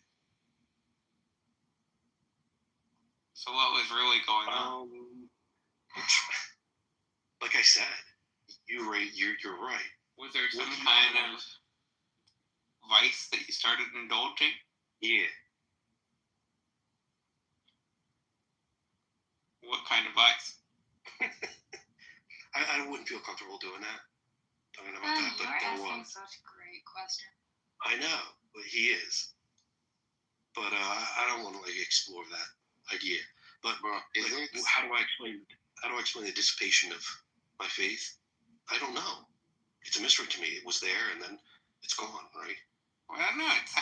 It sounds like there's a common denominator here that if we can factor out of the equation. Yeah. Like we can focus on sort of like lust and things like that, and maybe that was Right. an element of Is that really a plausible hypothesis, right? Because like so many believers like engage in these vices too, and it doesn't seem to like often take away their faith. So what reason would you have to think that's what took it? Well, I don't know about that, but I think if we just You don't look know at, about that, you think that's false. yeah, but I want to pursue the line with Daniel because I don't think yours is as interesting, which is just that basically, Daniel, do you think in your particular case, that there was a correlation between the way you lived and the way you think, or the way you thought. Yeah, absolutely. I gave up the idea that these were in fact ideals. They were virtues. I questioned that, like this abstinence from lustful behavior and the like. So I deviated in terms of my values, and I sort of gave in to these more base things because I reasoned that they were trivial. I mean, that's true. You're right. But the guy gave actually a good point. And then you said you didn't find it as interesting, but I think you didn't find it as interesting because he was kind of invalidating where you were going to go with your line of questioning with Daniel. And so I just found that funny. You're like, I don't find it interesting, but only. I don't think it is a particularly good point, but it's just a whole digression to explain the reasons why, which I guess I can now that you want to do that. But it's just like, first of all, the mere fact that something is not a necessary condition for the loss of faith does not imply that it is not basically the efficient cause of Daniel's loss of faith. So just to say that something is not sufficient in itself to cause someone not to have faith in God is not, and that's all that the logical implication of what he said would be, which is that there are plenty of believers that are lustful but don't lose their faith.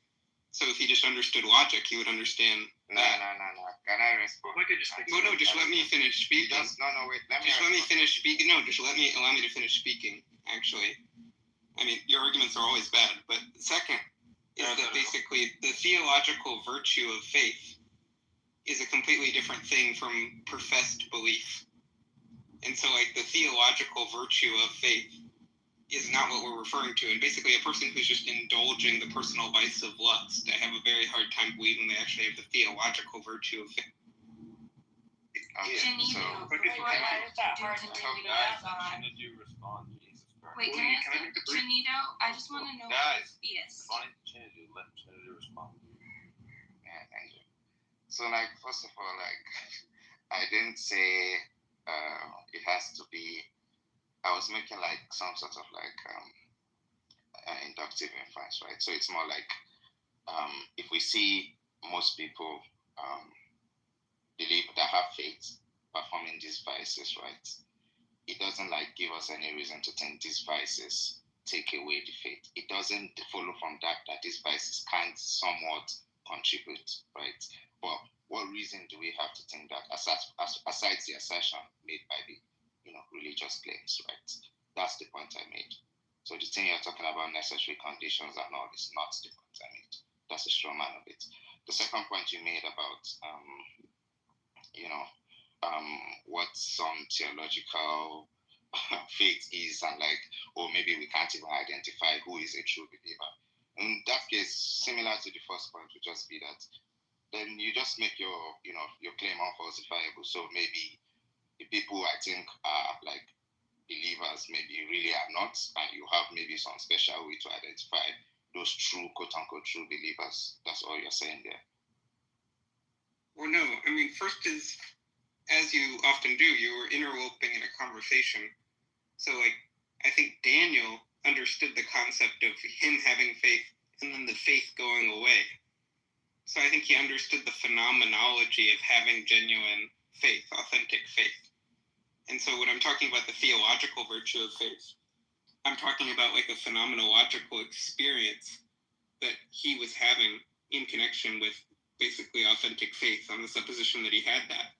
And I think there's many, many people in the world who basically are like practicing atheists that purport to be religious believers, or who don't take their religion seriously.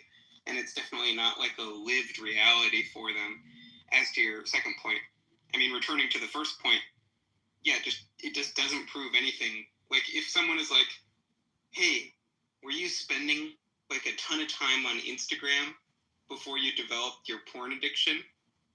saying, well, there are lots of people on Instagram that don't develop porn addictions, that wouldn't really be a pertinent reply. Because I'm just talking about, hey, a very common precipitating cause, though very, very rarely, it's like sufficient in itself. There also need to be enabling preconditions that are in place. Basically, personal immorality precipitates basically deconversion. Again, like you just actually made my point the second time, right? So if someone is like participating on like Instagram for a long time and develops porn addiction, if we have like a statistical like probability that it's, or like we have some reason to think this, even maybe some sort of like plausible hypothesis, or maybe some, as I said, statistical probability that like this is correlated to like people developing porn addiction, then that would be a good point.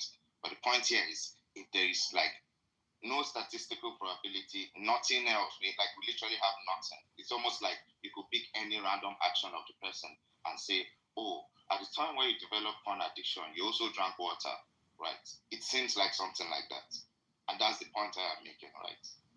Okay, then it's just a question-begging point for which you've presented no argument, and which wasn't pertinent at the time you introduced it. It wasn't actually the way you phrased it at the time. The way you phrased it at the time was, well, there are lots of religious believers that don't lose their faith even though they indulge much of lust. That's what you said. Now, I know you realize that's silly, so now you're reformulating your point to just a demand for evidence. Well, now, the thing is, we can provide you with the evidence, but you're tedious to talk to all the time because you always do this, which is just trying to demand evidence. Now, which is just like, okay, fine, we can do that. But I would prefer to just have a back and forth conversation with someone seeking truth rather than just trying to exchange citations back and forth. Yeah, so Shanita, what I'm wondering is there an idea, is there a thought process behind this that you actually do want to work through? I think that it is possible that maybe you that there's something on your mind and you want to work through it, and maybe it wasn't the right time to do so, but it could be something you sincerely want to. Can I just say one last thing? Well, let me just say one thing. Let me just say one last thing to it, please.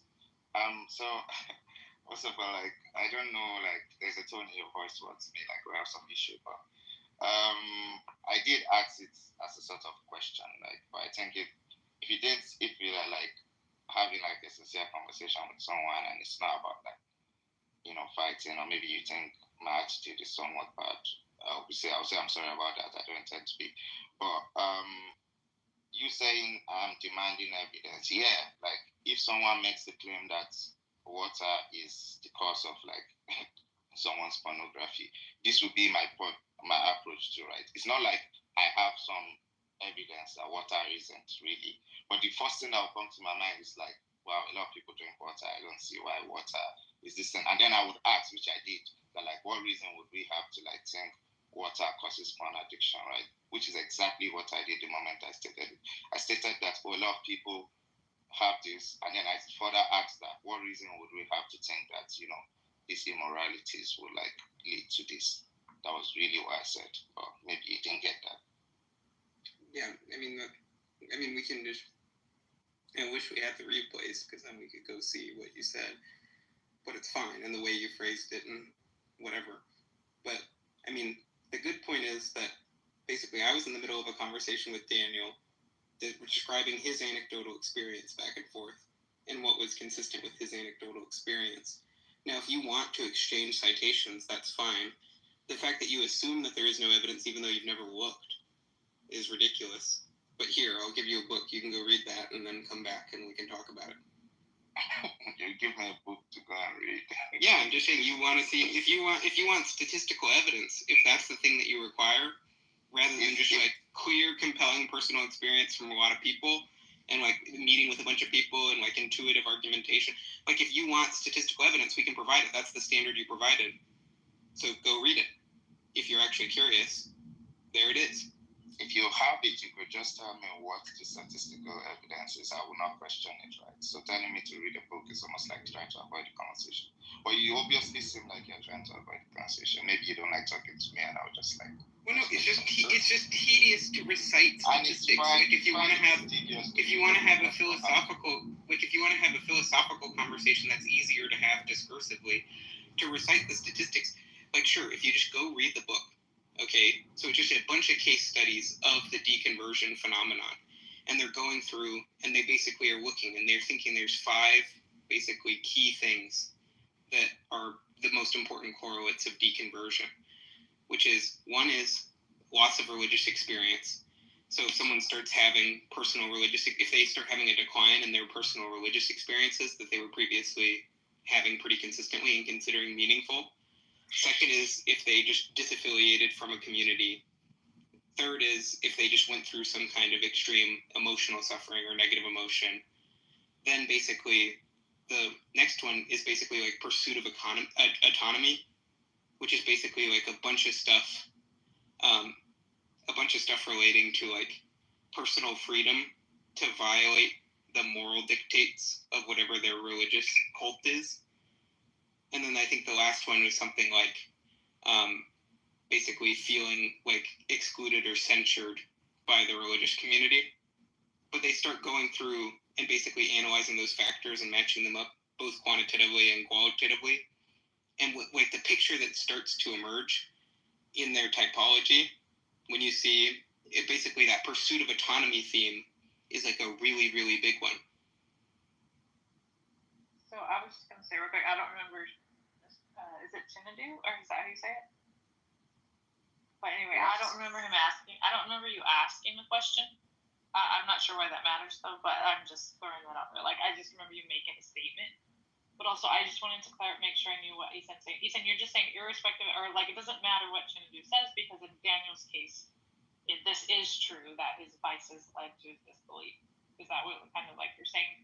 And then further, I just didn't get like why you can make that assumption or that jump unless Daniel were to provide you. Well, no, just because it's a very common thing to basically like the way people think is not at all independent of how they live. And there tends to be a much closer relationship between those two things than people tend to acknowledge. And there tends to be, like, it tends to be that most people, and myself included, the reasons that we give for things are downstream of, like, emotional needs that we have. And so we construct, like, rational sandcastles on top of, like, emotional and psychological needs that we have that answer to those things, pertaining to our self-concept or pertaining to situational demands on us. So like if in order to function, we need some level of hope, right? Or if in order to guard against repeated disappointment, we just need to become like a hardened nihilist, or we need stoicism.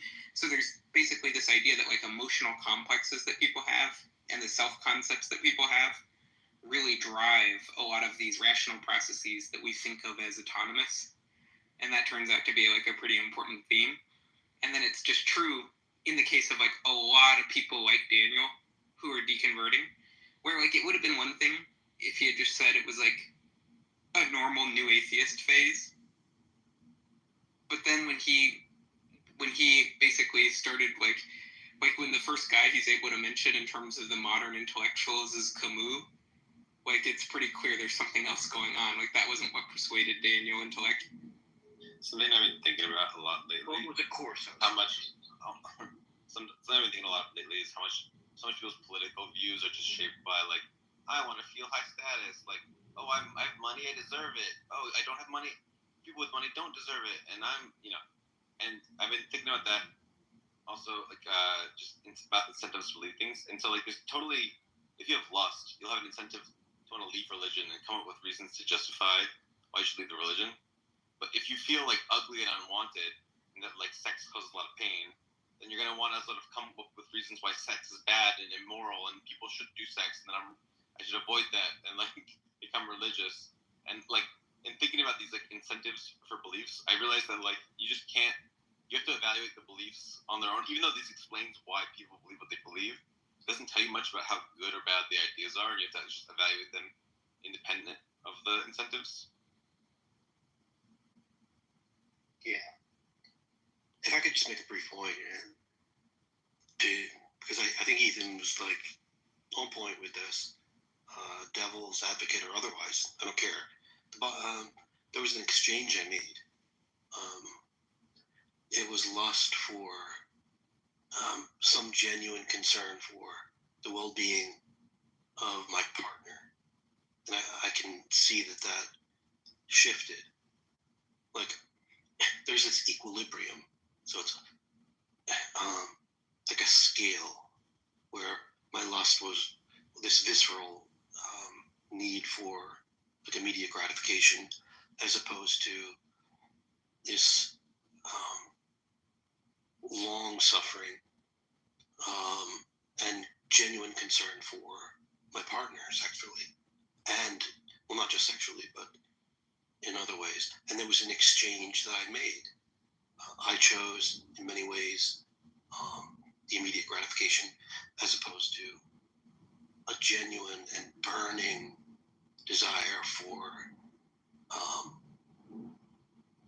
the woman that I was in relations with to have a good and healthy and their well-being be paramount. And I feel like I exchanged beauty for perversion, and it's true. I mean, that's what happened. So what are you going to do now? Well, I don't want to go into specifics, but I have like an archive of pornography. But the bottom line is that the exchange I made, look, I was with someone that I wanted to encourage their passions, their art. I wanted to buy them paintbrushes and pencils and literature and show them videos of Picasso himself painting, which there are. It's fascinating. And I exchanged that for just having them be the object of or a means to achieve some extraordinary pleasure. Have you considered like trying to make peace with God? Yeah. I feel that I am.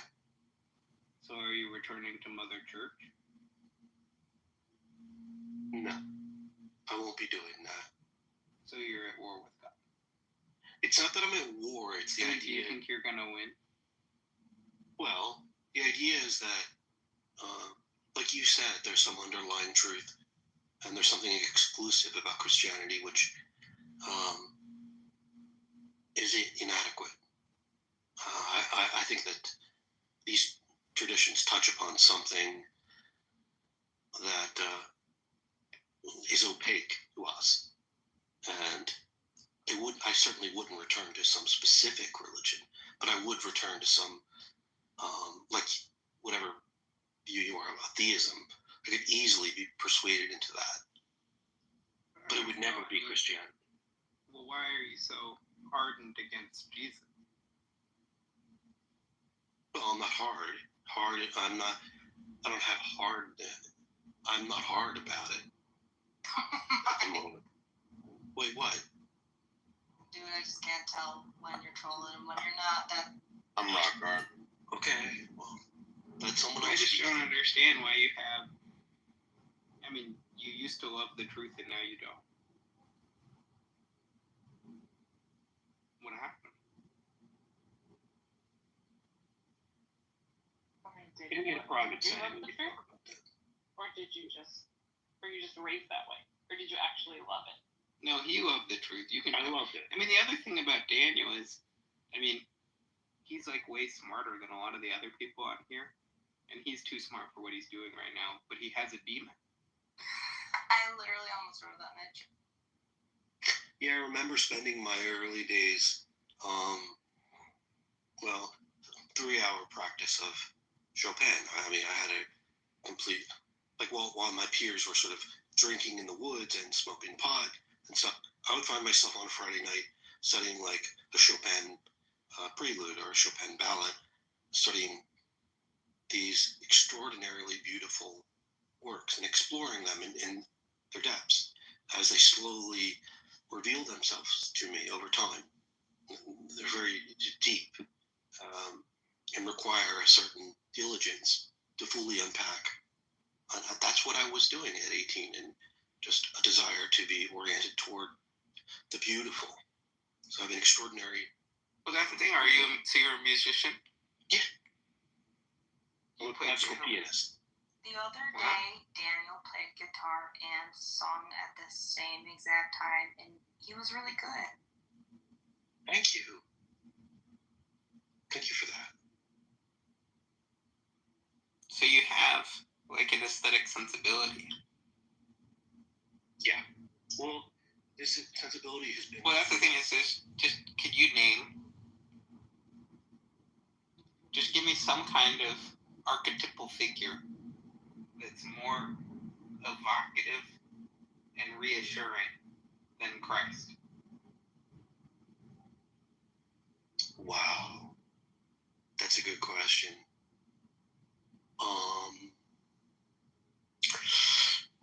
The closest I would come is to maybe what is captured as a reflection of Christ in the works of someone like Beethoven, for example, his Fifth Piano Concerto, the second movement, Emperor Concerto, or maybe Chopin's A Nocturne G minor, a particular intermezzo. Oh, come on. I'm talking about a person. A person. Not like Bach or Beethoven's, like a person. Why aren't those good examples? Yeah, Beethoven. Because those are artworks. But I'm talking about like an archetypal figure. Oh, a figure in the way he lived. Right, just someone who's a person. Just like it doesn't need to be a real person. Just some people believe that art I wouldn't be able to do that. No. The gods. I mean, Norman I don't care about ridiculous things people think. I'm talking about Daniel speaking to his soul. Right. Daniel. Okay. No, well, I wouldn't you're be able trying to. to speak to his soul, but you just shut down his hand. Norman Borlaug saved 1 billion people. Like, it's pretty cool. You should probably look into his life. It's worthy of art. Yeah, but he didn't die. He didn't give the ultimate sacrifice. Yeah, well, I mean, turns out you should. And I mean, if you shouldn't die, you shouldn't go to a war like looking to die for your country. You should like go to a war looking to make the other sons of a bitch die for their country. I mean, the more things you learn about Norman Borlaug, like that's the thing is Sam doesn't appreciate aesthetic value the way you do, Daniel. But you can understand that there's something about the Christ figure. Yes. You can understand that there's like literally if you're someone who can recognize beauty in things, the thing that's almost like self-authenticating about Christ is just how powerful the aesthetics of that story are.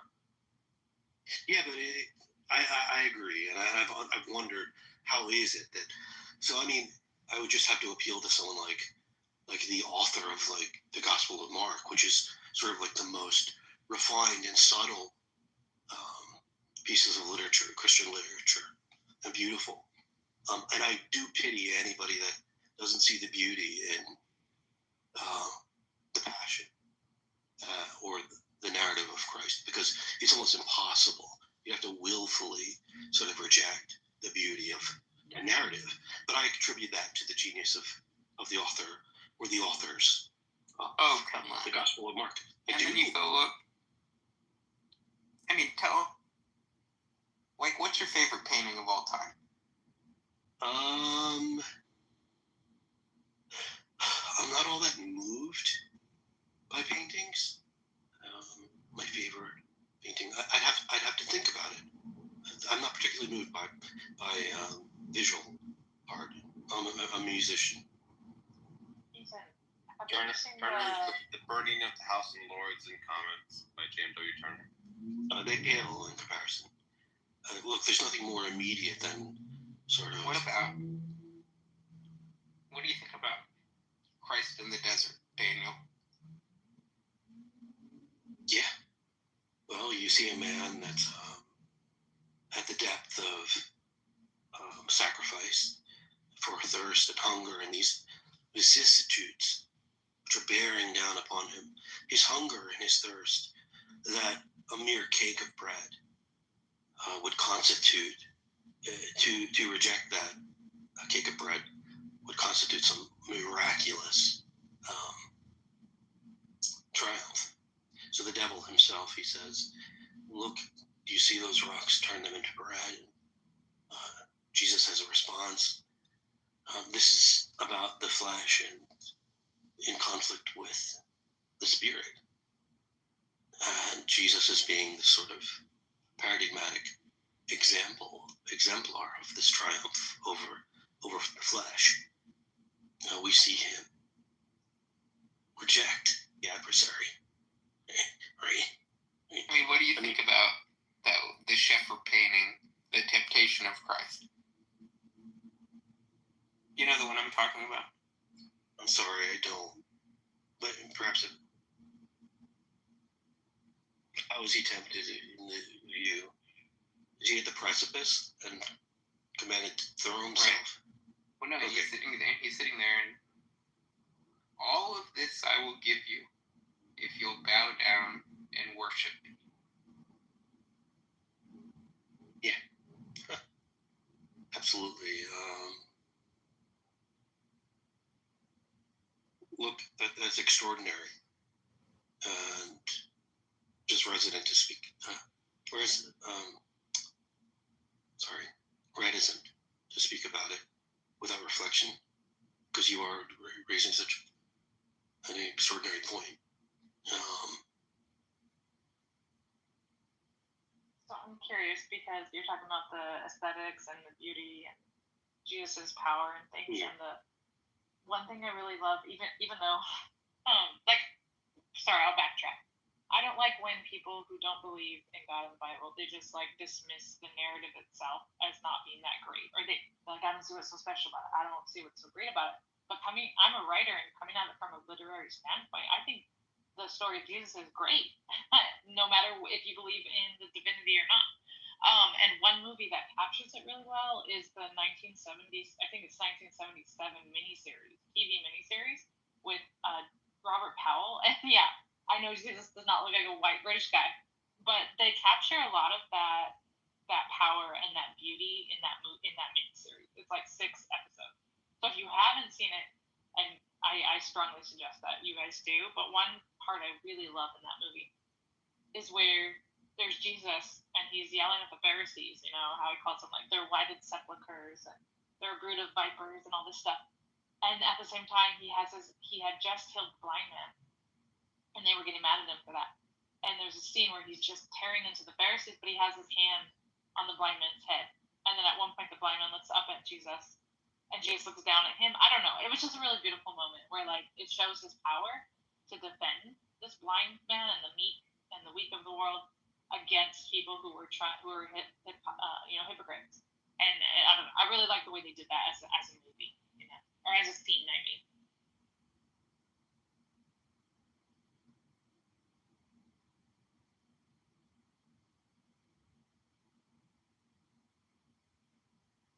I think the figure of Christ as he's portrayed in the stories is incredibly aesthetically appealing. But I feel like the figure of Christ as he probably actually was kind of like a such a side Bobby type figure, like a charismatic preacher who was doing parlor tricks and telling people the end of the world is coming, and probably wasn't as compelling in real life. Daniel, when you hear him say that, when you hear Sam say that, don't you recognize how that's just offensive to pious ears? Yeah, absolutely. But you just can hear the falsehood in it, just dripping from it. Yeah, there's something. I'll refrain in that way. I don't think it's necessary to sort of push that button, because it does say so much about who Sam is. Unfortunately. Even that doesn't provoke some emotion in this husk. It's just sort of empty, vapid husk. It's soulless. I'm so confused. I'm telling you, the story of Christ is incredibly inspiring as we understand it. Oh, well, you're singing a different tune now. And there's no emotion behind your statement of that. And you're just saying it as almost this like. My statement was literally the story of Christ is very compelling as it's told, but I suspect the real figure behind the story was less compelling. Did you not? And you're almost using it as this rhetorical device, this preparatory statement, just for your. He was disagreeing with to keep your condescension and scorn. Oh wait, no. Okay, look. So you want to appeal to sort of like this tradition of like Schweitzer and like who Jesus truly was, this post-enlightenment understanding of the biography of Jesus. Like, who was he as a man? Like, was he an apocalyptic preacher? Like the idiot? No, I think he was far more compelling than the gospel. The gospel's pale in comparison to his true presence and what he was able to do as an apocalyptic preacher, sort of beckoning in the coming age, right? Right, it's time. The time has been fulfilled. Look at Matthew. The very first words of Christ in the gospel narratives is Mark, and it's the time has been fulfilled. The kingdom of heaven is at hand. Repent and believe the good news. The kingdom of heaven is at hand. He was even more compelling than what is described within these gospel narratives. An extraordinary man who spoke about a coming epoch. We are on the cusp, the very breast. We're on the very not the bosom. We're on the very. We're on the very bosom of this coming epoch. Ethan, come on. We're on the very breast. And look, just let me direct this question to you, Daniel. The first words of Christ in the Gospel of John. What do you seek? Well, what do you seek, Daniel?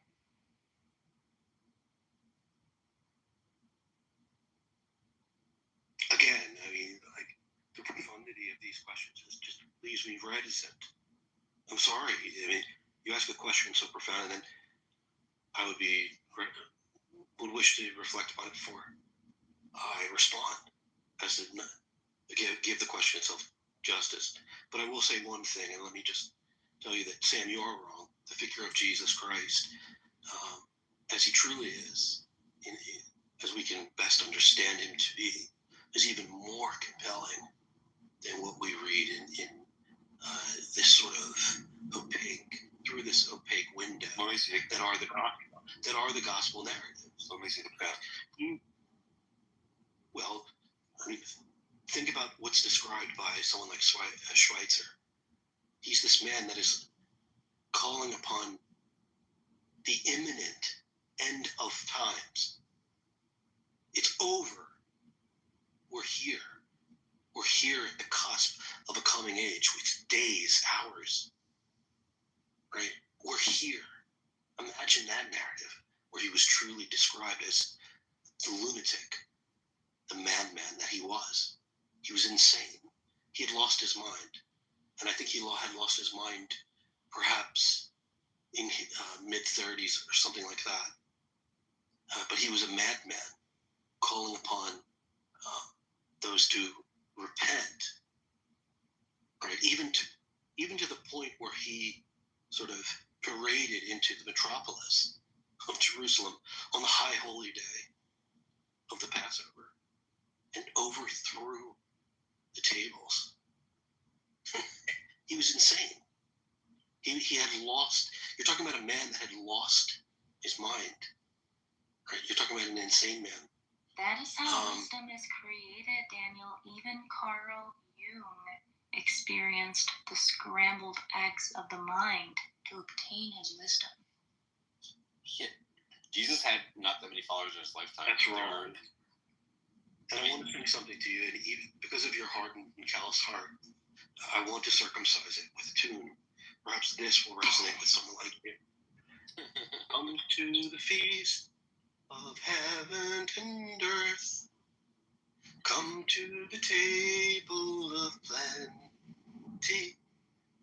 God will provide all that we need here at the table of plenty, where we feed each other.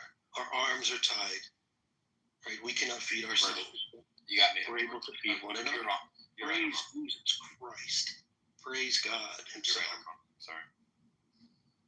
You got me. You're right, Ron. No, I'm joking, but like this man is telling people that the end of the world is going to come in their lifetime. So he's like lying to them about, or he's himself delusional about when the end of the world is coming, and then giving them false information and telling them not to plan for the future, not because of some like sort of philosophical thing, because he has like empirical beliefs about when the sort of end of the world will happen.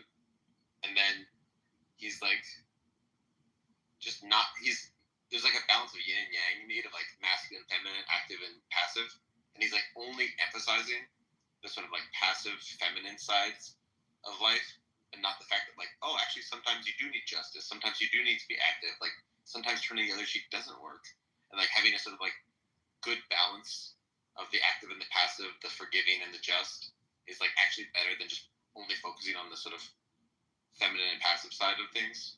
So yeah, that's what I would. But no, I mean that's the thing, Daniel, is I can tell that when he speaks, he has a heart of stone, but I can tell that when you speak, you have a heart of flesh, and yet it's just such a tragedy that you've decided to neglect it and to pretend like it's not there and to pretend to be ignorant of that which is obvious.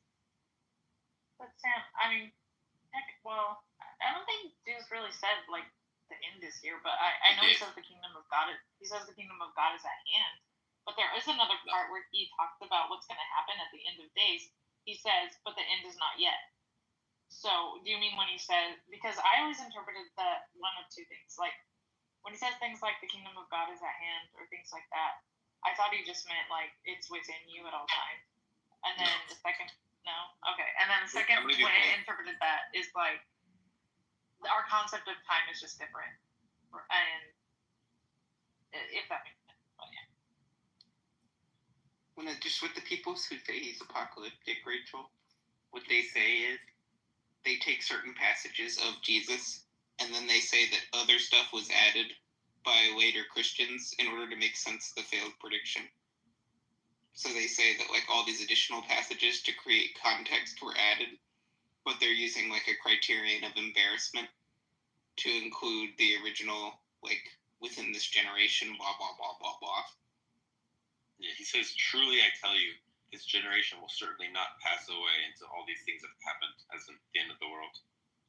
But I mean, he's, like they include lots of additional, like if you were just taking the full story at face value, it explains that, you know?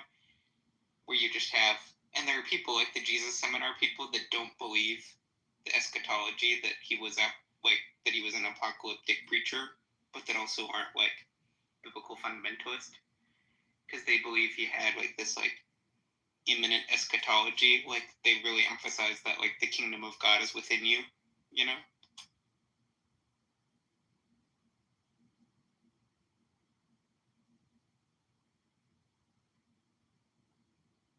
Yeah, I think what we know about someone like John the Baptist.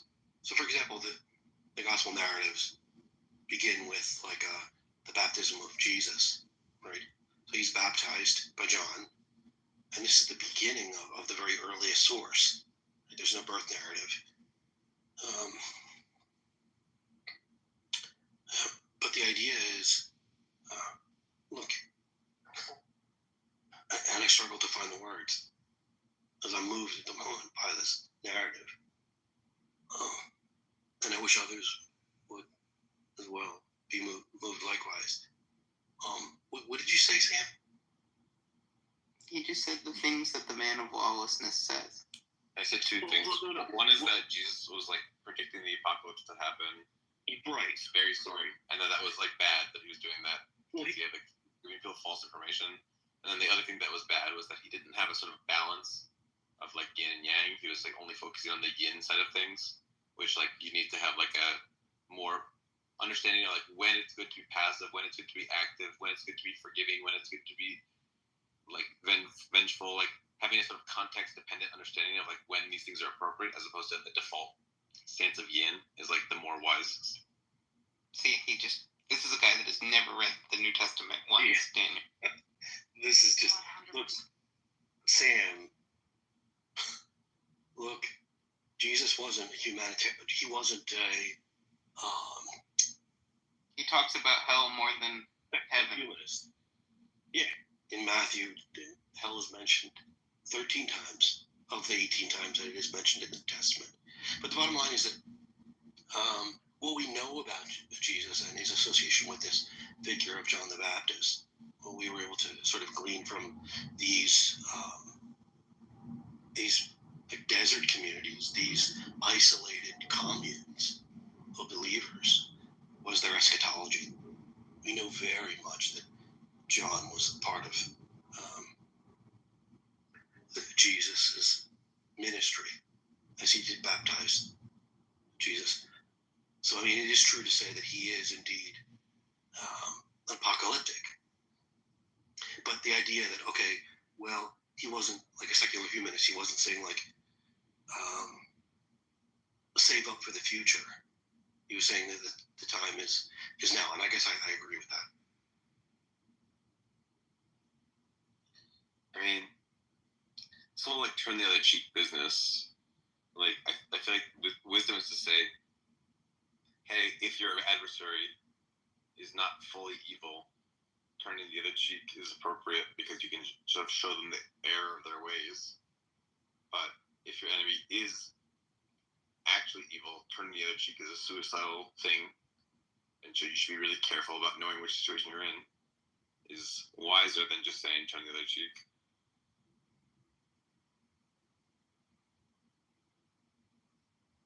You know, it's kind of interesting. I mean, I think it's interesting. I feel like my experience once reading the Bible is different from a lot of other stories I hear. I oftentimes hear when after people read the Bible, that they've gained a sense of kindness and empathy and passivity for the world. I mean, after I read the Bible, I was gifted a metaphorical sword, right? Like, God gave me the right to, like, wield it. But maybe that's a feminine perspective, too. I really don't. I don't know. What's that? I was wondering, like, do you ever talk about, like, the transition that you had? Because I do think that you were undecided for a bit of time, and then you perhaps become a theist. Do you ever talk about that transition and why? Like, yeah, I would absolutely share the story. I don't feel comfortable knowing that Dr. Wisdom is down there recording and streaming this room to his other platforms. Edmund, I would really wish if you could just respect the space. Flora, are you a Christian? A Christian? I don't identify with being a Christian. I do believe in Jesus. Do you believe Jesus is God? No, I don't think Jesus is God. Do you believe in God? I do believe in God, yeah. So Jesus was like a wise prophet of God without being God? Jesus was a prophet. I think that he is also a frequency. Maybe some kind of code that some people can read and interpret. Some people can't.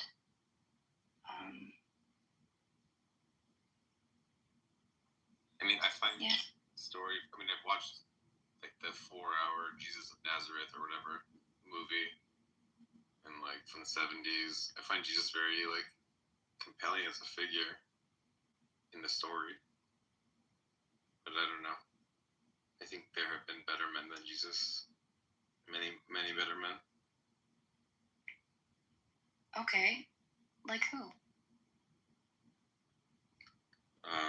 So like Norman Borlaug saved 1 billion lives. There's been other Hold philanthropists. on. When I say who, do you think there are better religious figures? Oh, religious figures?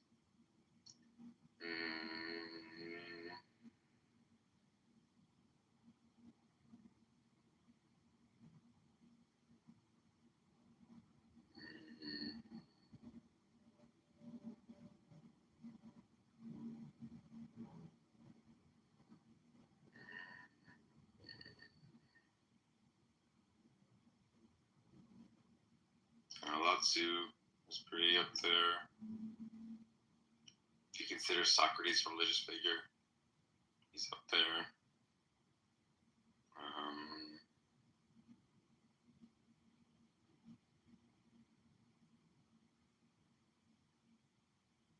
Buddha's up there, I guess. Probably a lot of modern religions that are new probably have incorporated the moral wisdom that's been accumulated in the 2,000 years since Jesus. So probably have like better views than Jesus did, just because of the moral progress of humanity. I don't know.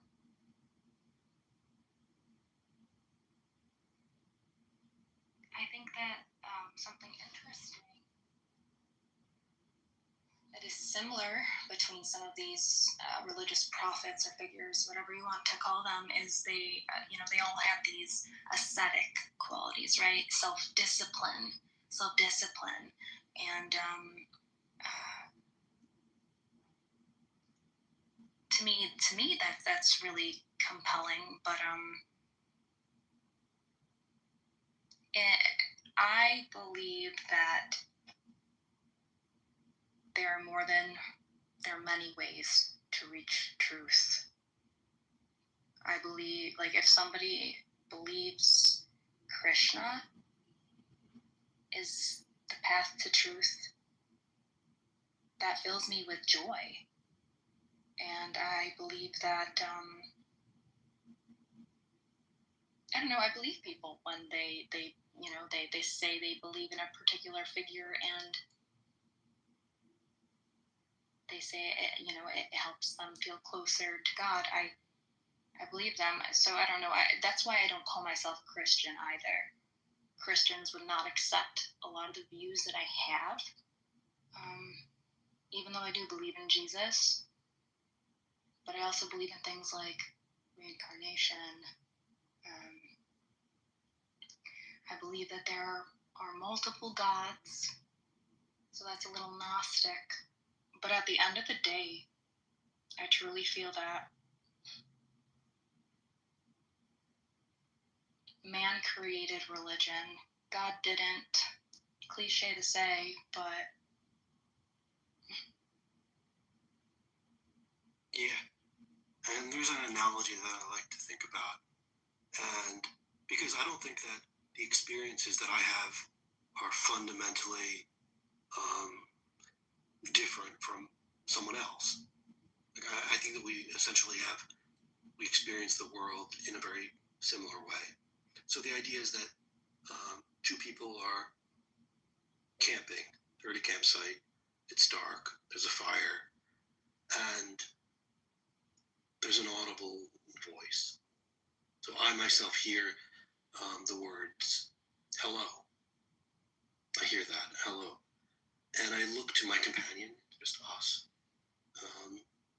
And I say, did you just hear what I think I heard? And he says to me, yeah, someone's just said hello. Right? So both of us have this fundamentally similar experience independently. Well, a few weeks go by and I myself attribute this sound to a spirit. And he attributes it to something happened to his cell phone. Right? There was a noise that was made, a voice that was made through his cell phone. Now, he and I have the fundamentally identical experience, and yet there's a different attribution. I think that's what's going on. I don't think people have drastically different experiences of the world. It's just what we attribute those, or what inferences we draw based upon those experiences. So I believe people when they say that they have a relationship with God and their life is governed in a certain way where God is obvious to them. I don't think they're lying. But the idea is that what we attribute, or the cause of these experiences, one of us is going to be wrong, but we're both going to be correct about what it is that we've experienced. And I think in a lot of ways, the naturalist has many of the same experiences as a theist. I absolutely think that that's true.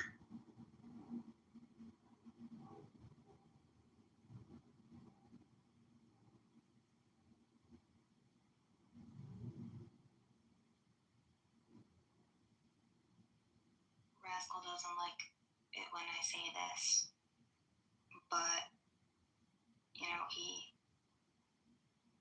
is always touting about how he's an atheist, right? I view him as a child of God. He seems pretty good-hearted to me, just as an example. So like there are even people who claim to be atheist who sometimes I just think maybe they don't realize it yet that God's with them. And that's okay because I don't mean, who am I, right? But I feel like it took me a long time to wake up to that reality, realize God was always there. And I was looking and maybe being disobedient. Well, do you believe in like reincarnation and God and so forth? Dude, I don't know. I got stoned when I was like 15 and decided that's how. Do you think that's like a heuristic that's reliable? What'd you say? Do you think that if other 15-year-olds get high and start believing some stuff, it's like a reliable heuristic? So, I say that in part as a joke, but I really think that idea of reincarnation was built upon like an empathy for the world, right? Because I think that's what that was built upon, this idea that, and I'm going to speak from like as if I was having this revelation when I was 15, right? One day I'll be you. One day I could be somebody else. And it's just like this continuous loop of death and rebirth until we figure out how to treat one another right. I don't know why that's what my mind goes to, but after reading Vedic texts, I did find it interesting how the way I viewed some of these things aligned with a lot of these beliefs. So it's not that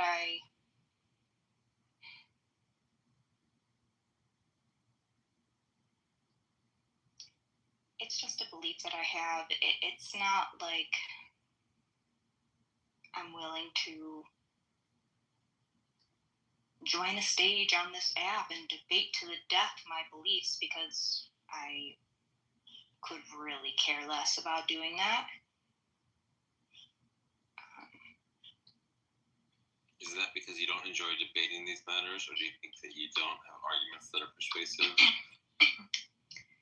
No, it's because I found the truth and I'm satisfied and content.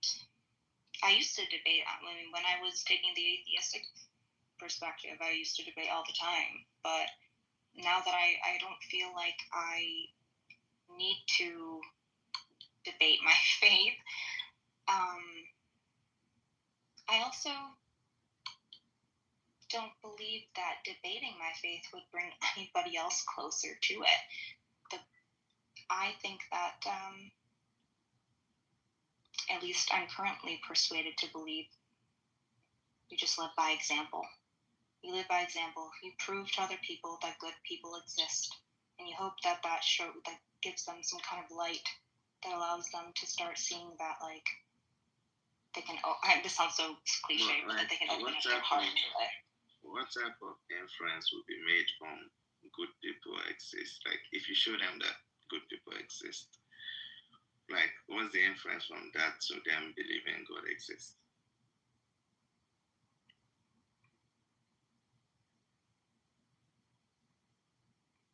Well, just to sort of, I don't know if I wanted to respond to that, but it seems like you're kind of like disinterested. No, I was typing. Well, yeah.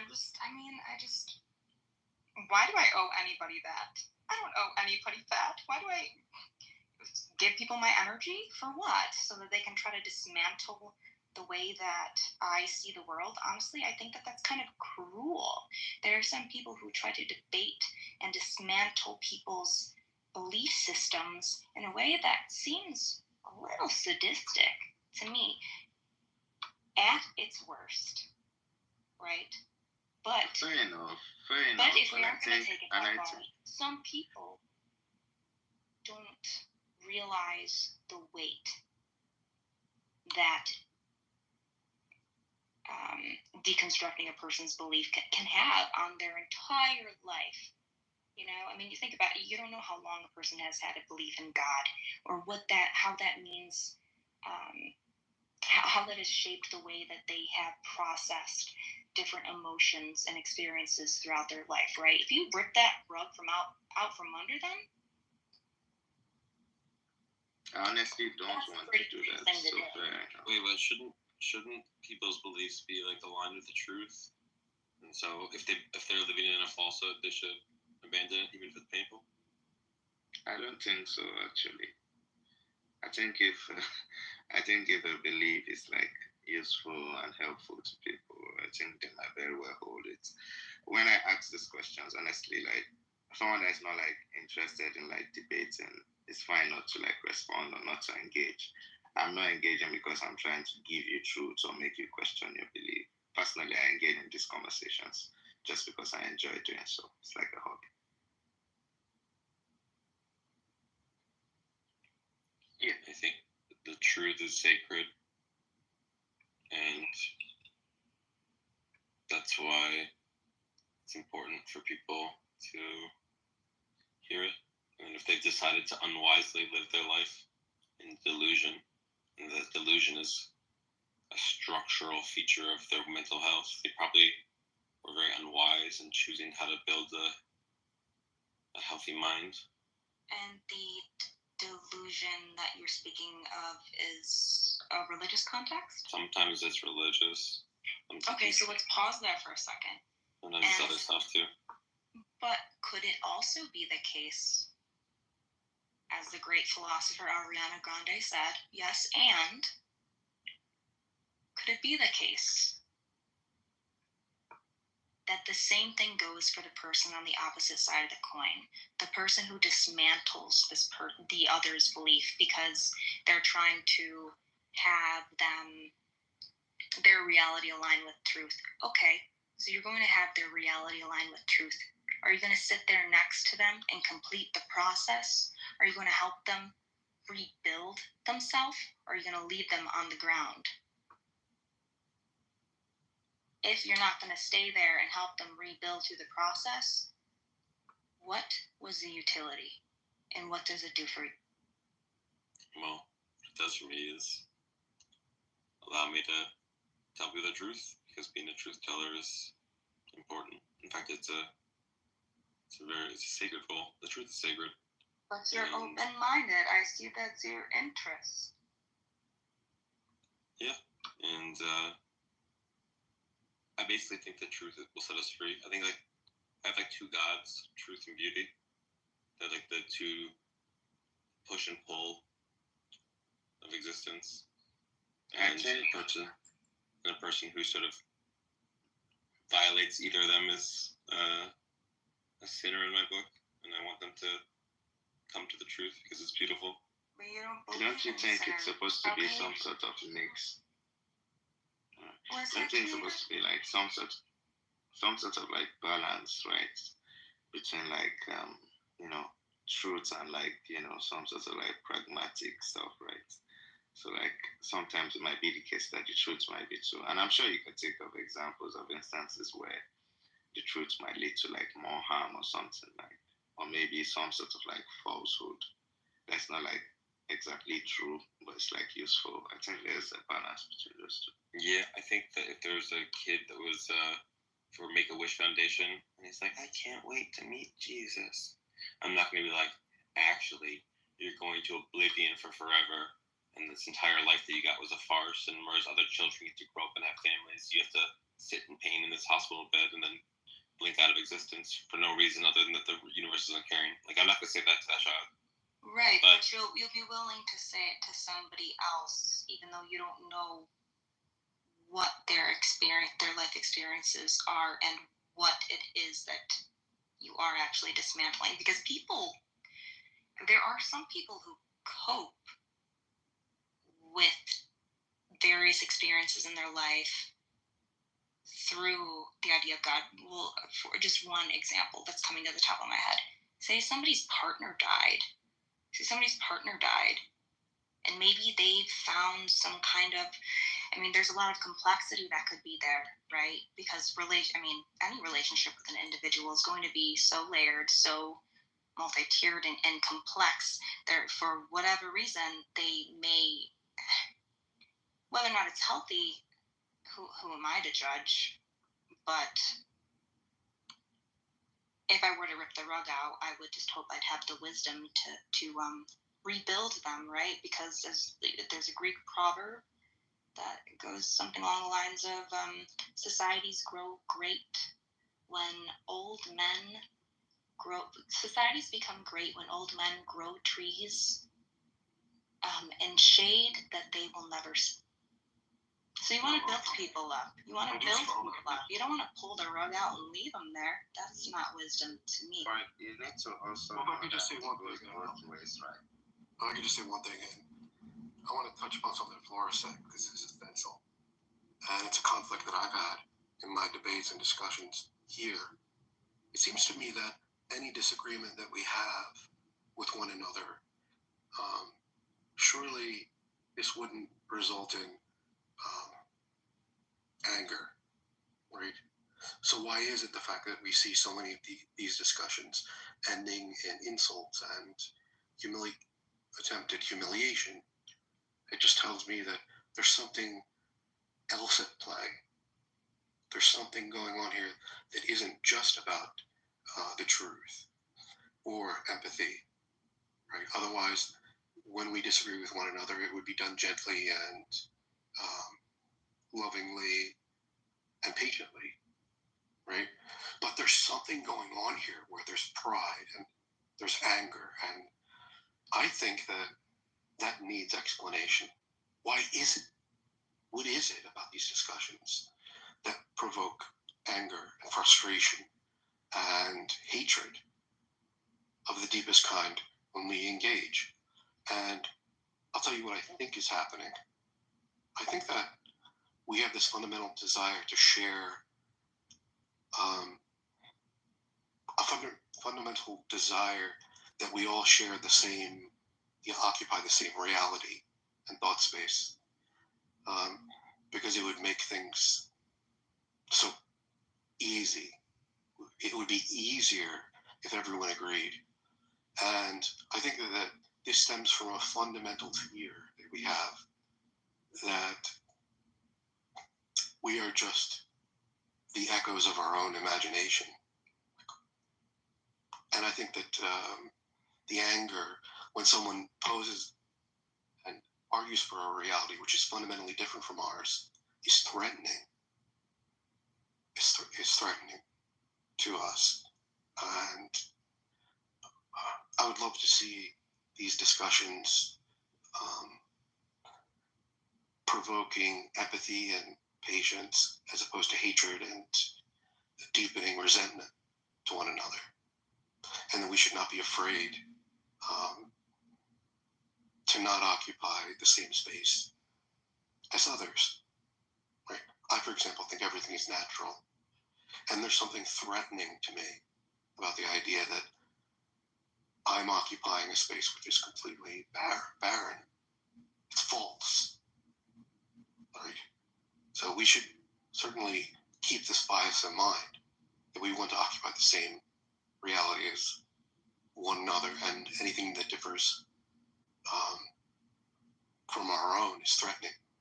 We should bear that in mind, and I think it'll help these discussions further. Yeah. I do hate how much these people feel like the debate as opposed to just looking stuff together and discussing things. I don't like the ethos of it. I think part of that adds to why people are defensive is they don't want to feel humiliated that they lost debate, as opposed to like, oh, cool, we found the new thing out, cool, nice. I think that. But why? That's the thing, Sam. That's the question I sort of raised was like, what is it about these discussions that provoke resentment and anger as opposed to empathy and patience and a desire to occupy the same space as another? What's going on? It doesn't. Sorry. Yeah, I think it doesn't help that this is like we're constantly competing over who's like the smartest, who's the most rational, who's read the most, and it's like a status battle. But also, like, this is like a worldview that people have had for their whole lives that gives them meaning, and we're saying you're dumb for believing in that. And of course, it's going to make people defensive that the thing that they've put so much time and investment in and meaning in is just, you're saying it's dumb. And that's going to cause people to be upset. Well, I do think I'm sorry. that there's real dangers of people believing falsehoods. Like, think about all the religious wars throughout history. Think about Aztec people believing that the sun rises if you rip someone's heart out. Think about people who didn't believe in germ theory of disease. Think about people who rejected a man they loved because they had the wrong horoscope. Think about, or like could have loved. Think about like, I don't know, the various ways that irrationalities hurt people's lives. Now, I don't think that the truth is always good. If I had a bioweapon manual, I would not release it to the public because that would be dangerous for people. But I think for the most part, we're better off with the truth. We're better off figuring out how to handle what's real. If there is no God, then we should figure out how to live together and make the world the best we can with given that. And if there is a God, well, that really matters, and we should find it out and start praying if it's real. This idea that we should just live and let live based on beliefs, I think, underestimates how much it really matters what your fellow man believes. So if you were to maybe take this idea, like this moral concept of Jesus Christ or asceticism or being an ascetic, right, or God, these kinds of moral virtues that people have, right? I mean, we can attribute it to God or not. Either way, if like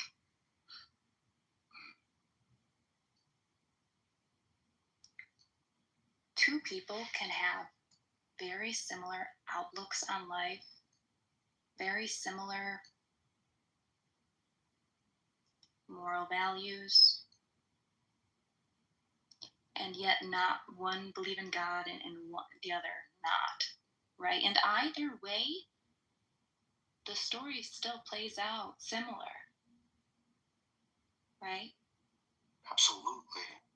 The story still plays out similar. And you can kind of look at it in a way where, I mean, if we were to take the empathetic route, and we could use the symbol of the cross. Sorrow is a cross that us empathetic people bear, and we have.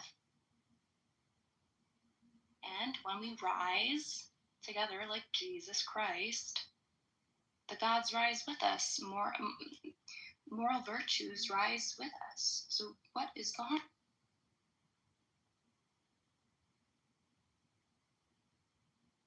Yeah, absolutely. And that's the question. That's like the big question.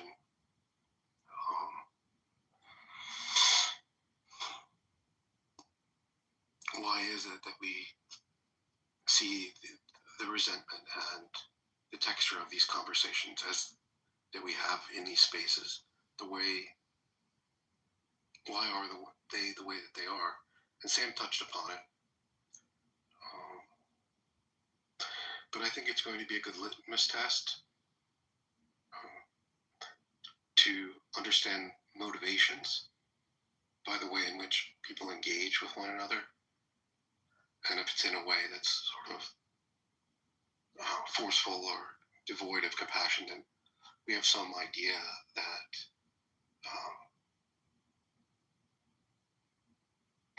there's something else going on other than just the genuine pursuit of what's true. You know, if something else is going on. No, for sure. I think so too. And I mean, looking at both possible perspectives, right? I mean, I guess there's so many that you could list. There are many such cases where both people are fighting for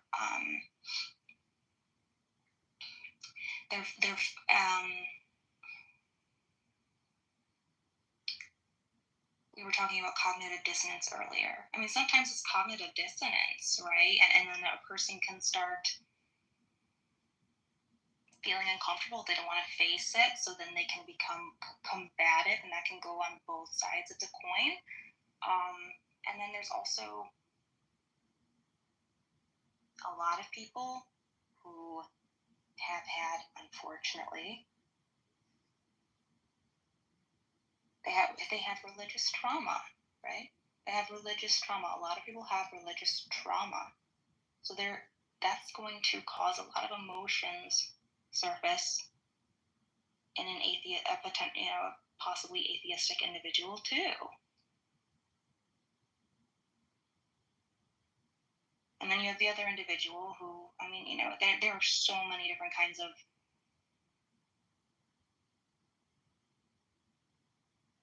I can't think of a word right now. I can only think of case study, right? They're like different profiles of an individual, right? And different dynamics. But I do want to say one thing that I was thinking earlier when we were talking about Andrew, when you guys were talking about Andrew.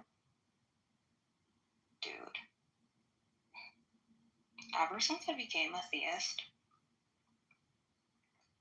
if I join his rooms, and there's a theist on stage debating, he'll message me on Discord and he'll say, Flora, you gotta listen to this guy. You gotta listen to this guy talk.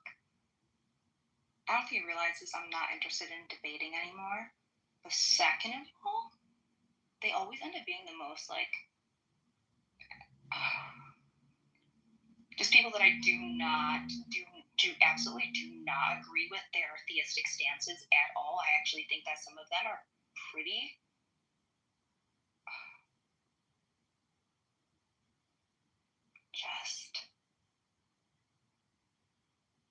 I don't know, I get mind blown sometimes at some of the examples that Andrew tells me to look at as models for debate. He wants me to debate in that kind of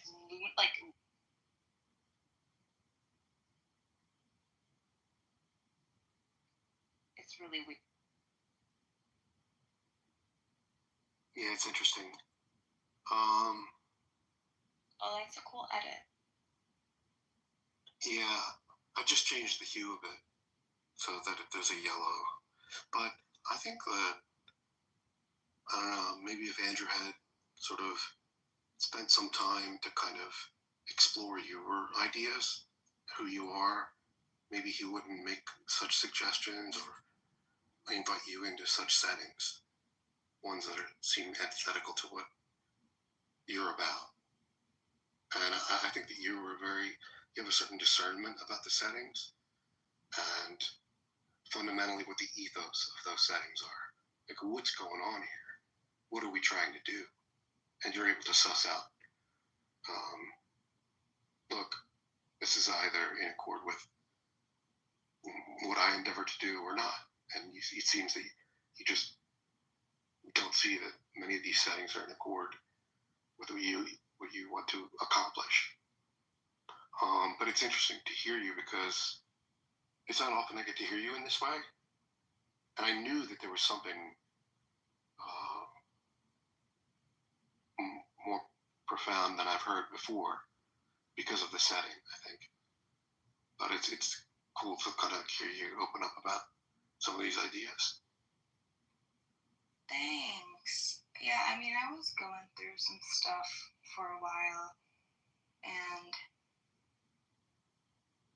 it's nice to start feeling like myself again. So there's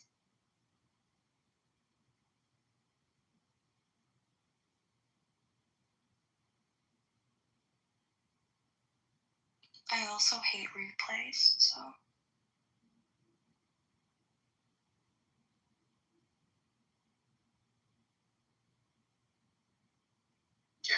there's like this dual-edged sword, is that this community sort of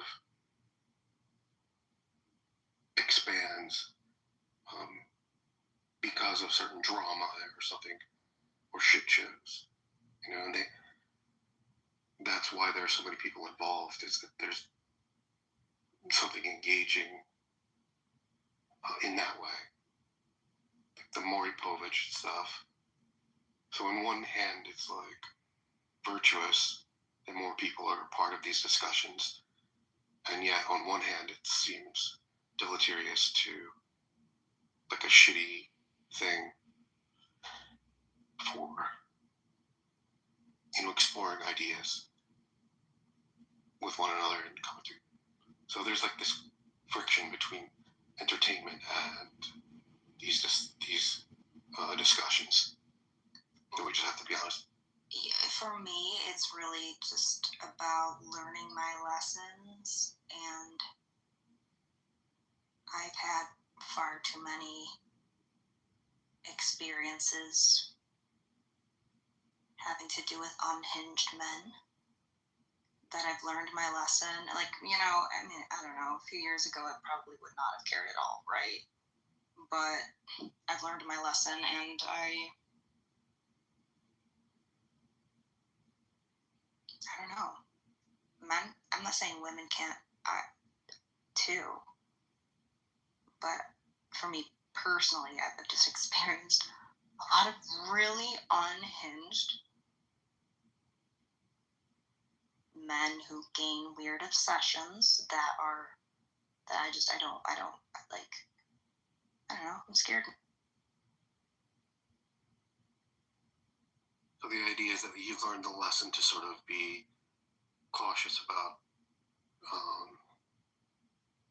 revealing yourself, or is that the idea? I don't want to give anybody any kind of. I mean, I just like. Well, there's a lot of reasons, right? I mean, when I'm telling you, men can get weird. Men can get really, really weird in ways that, like, they can get it. Just I've experienced just a lot of obsessive behavior, and you know, a lot of times these people, they're mentally unwell, and it's frightening. And I think the smart thing to do is to stop putting yourself in situations that you feel threatened, or you could feel threatened.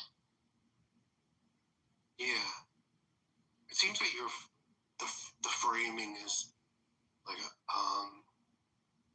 unilateral in a way. It's like, I'm going to frame this in terms of like men or masculinity, and there's something about masculinity which lends itself to these peculiar behaviors. But for me, I've noticed it also on from some women, and I don't know, like, it didn't make me have a sense that I wanted to protect myself, and maybe that has something to do with the fact that I'm a man, but it just diminished my desire to engage in those sorts of things. And not that I felt threatened, but it just was boring. It wasn't interesting for me to engage with people that would find out my address and tell me they were going to do X and Y. they use my name. Like, people can, a lot of times people just search my name. But,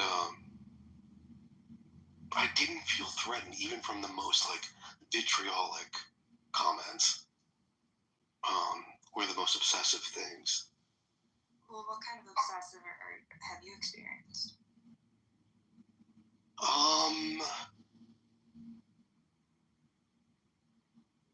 That's a good question, but I think that might entail just like evoking someone particular or other people in particular. But I can give you a general idea. Like,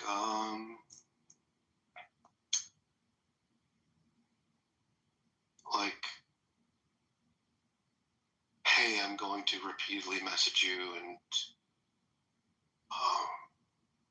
I'm going to feel resentment from rejection or something like that. And hatred and extraordinary, like, vitriol. Like, people criticizing who I am and then using, like, my vulnerabilities. Like, my house burned down. I lost my studio space. My brother was, like, up to some stupid shit, and he had a cigarette, and it ended up burning the house down, and I confided that, and that was thrown in my face.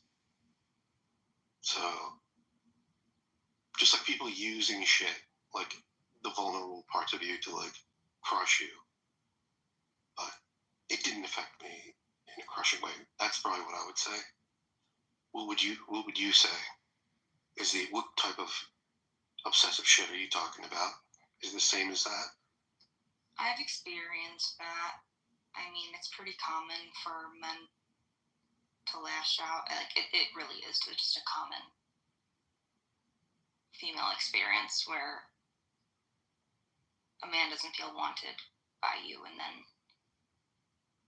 just becomes a complete monster, right? But there's also, like, my experiences don't just haven't just taken place online, but also, you know, people that I've known in real life, right? I don't know why. I really don't know why I've experienced such odd behavior. It has been a while since anything like that's happened. I will say that, like, men who act in the way that I'm about to share, they were, you know, kind of outcasts in high school, right? And I was one of the few people who would, you know, just, I mean, looking back, I realize this now, right? Because I'm trying to make connections, like, what is going on? I might have been one of the few people who was nice to them. So then they, like, there's this one individual I'm thinking of who,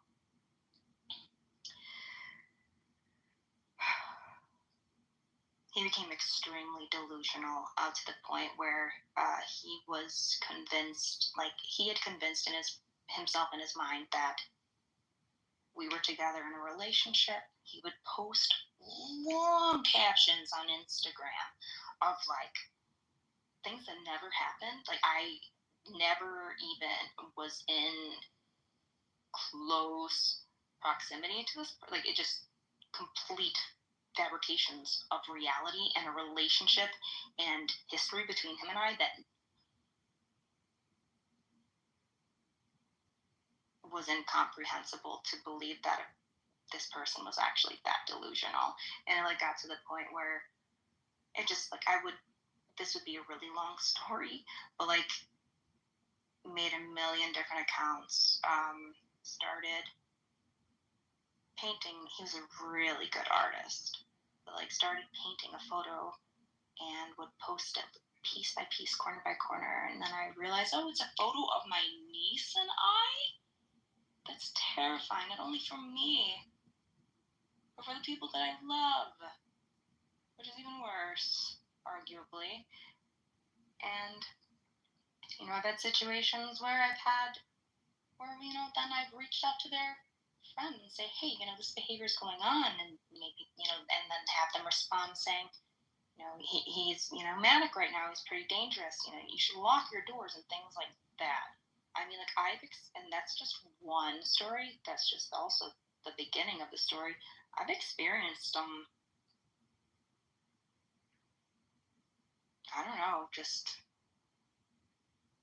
really scary situations. Yeah, that's horrifying. I think that if I had experienced something like that, then yeah, then I would have felt threatened. I don't think that I've experienced anything to that depth of like disorder. Daniel, and there was this same person.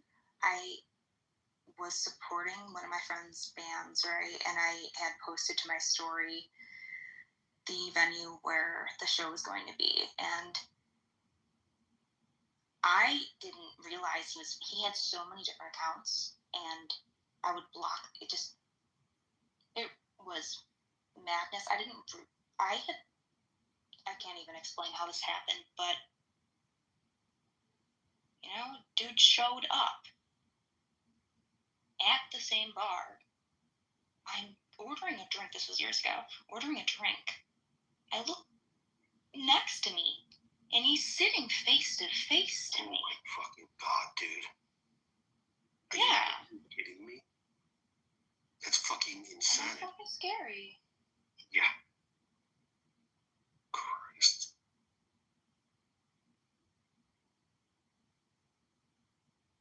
So I think it might be those kinds of experiences that I've had in real life that makes me extra frightened about people online. I don't even show my face on this app anymore. And you know how weird Chad was.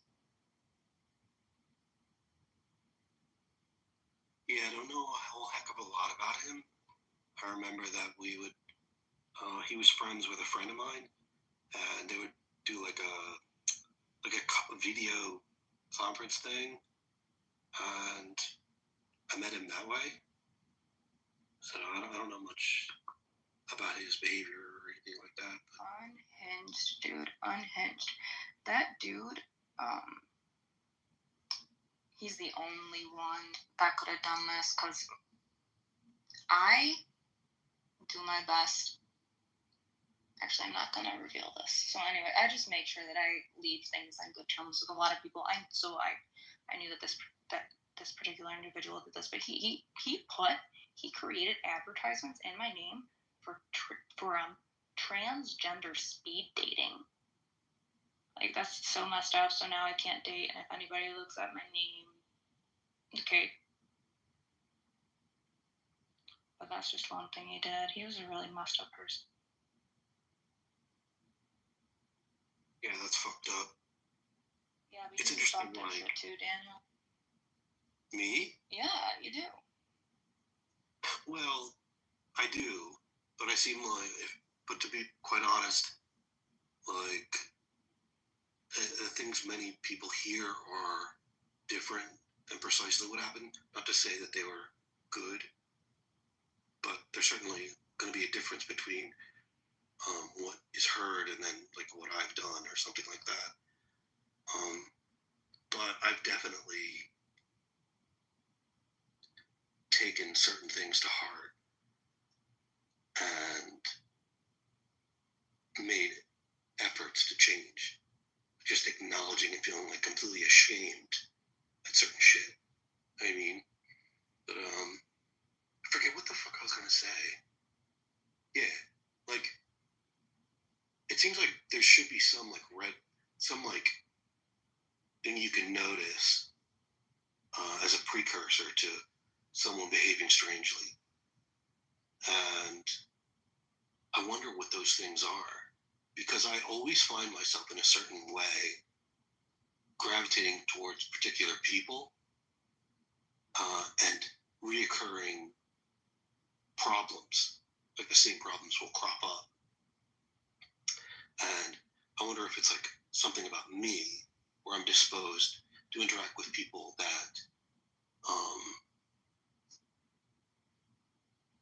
certain people that tend to behave in like a pathological way. Like I genuinely think my judgment is fucked. And just welcoming people that perhaps I shouldn't.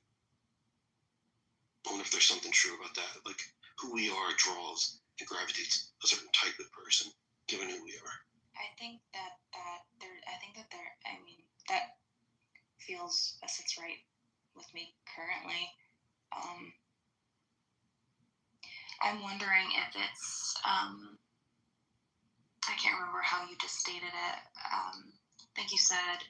I think you were questioning your judgment, but I'm wondering, is it actually bad judgment, or are you bypassing some of your natural instincts? Yeah, that's a good question.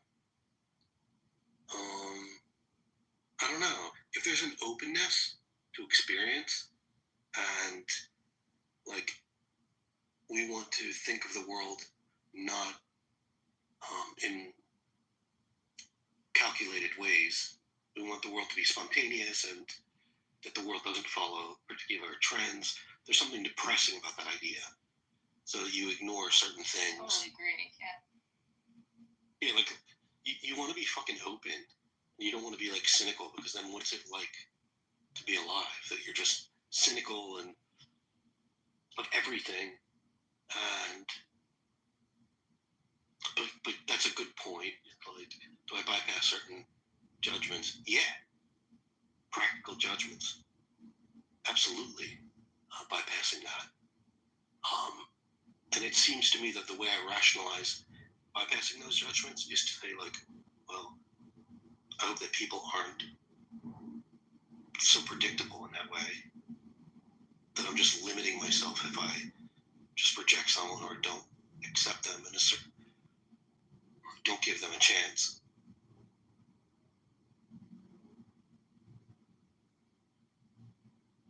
Yeah, and that's kind of a double-edged sword, right?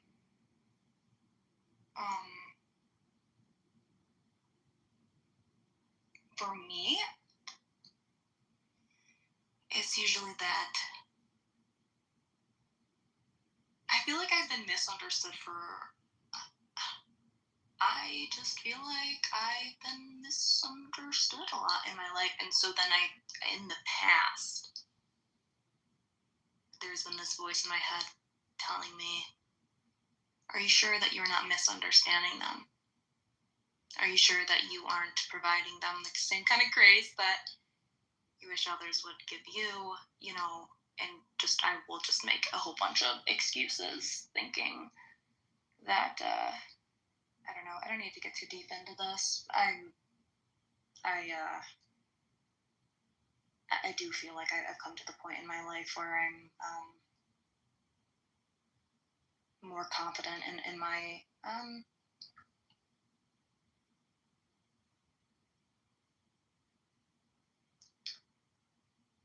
I guess just confident in a particular sense or a particular way that I don't know if I necessarily want to verbalize right now. But yeah, dude, Jesus, a sword.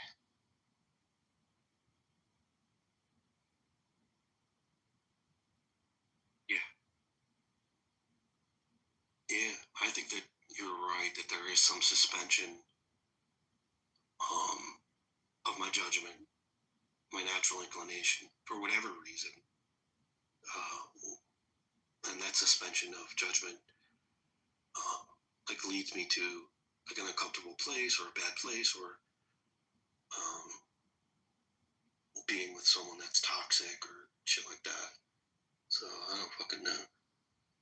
But I think also at the same time, what is so pathological is this idea that you can fulfill the needs of one person. Like there's something about you that's like, there's something about me that should satisfy everything about what you desire, what other people desire. And I think that's pathological.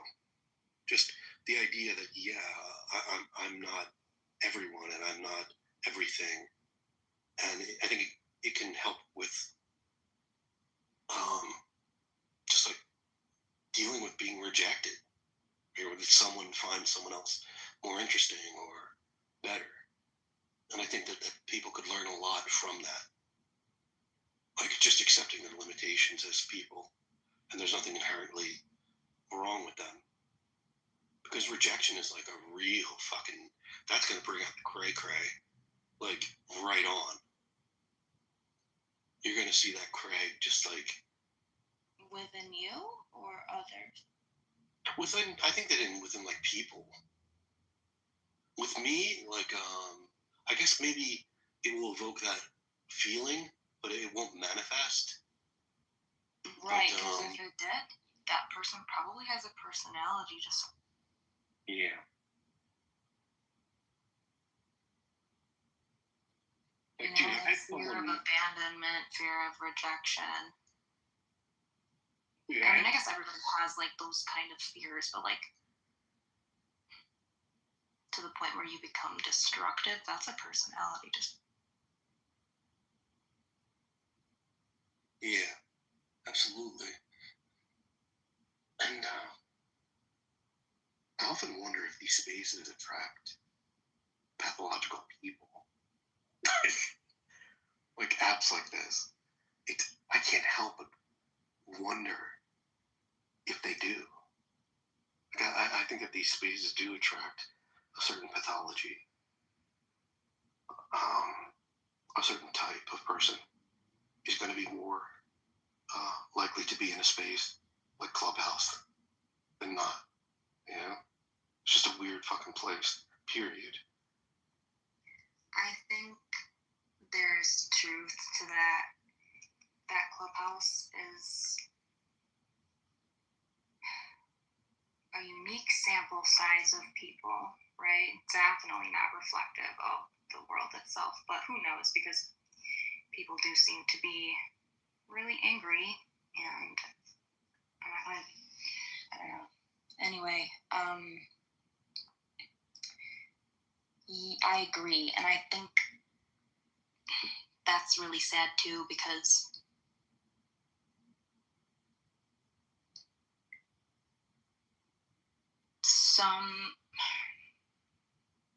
a lot of people really are kind of perfect victims, and then there are there are people who I don't know. I don't necessarily think that everybody in online spaces have some kind of like pathological disorder. But I do think that a lot of people who have them probably don't, like, that they may have been abandoned by people they once considered close, even family, so they have no other place to go but here. And then there are other people who are more introverted, or they, or maybe somebody's even like traumatized for whichever reason. Or maybe they have a phobia.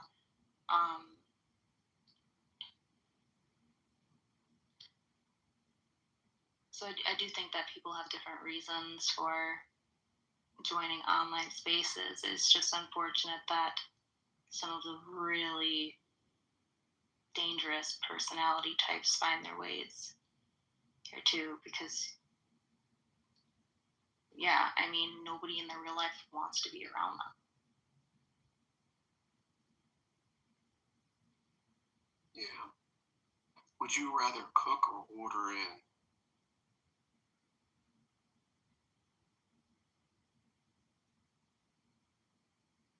That's a really random question.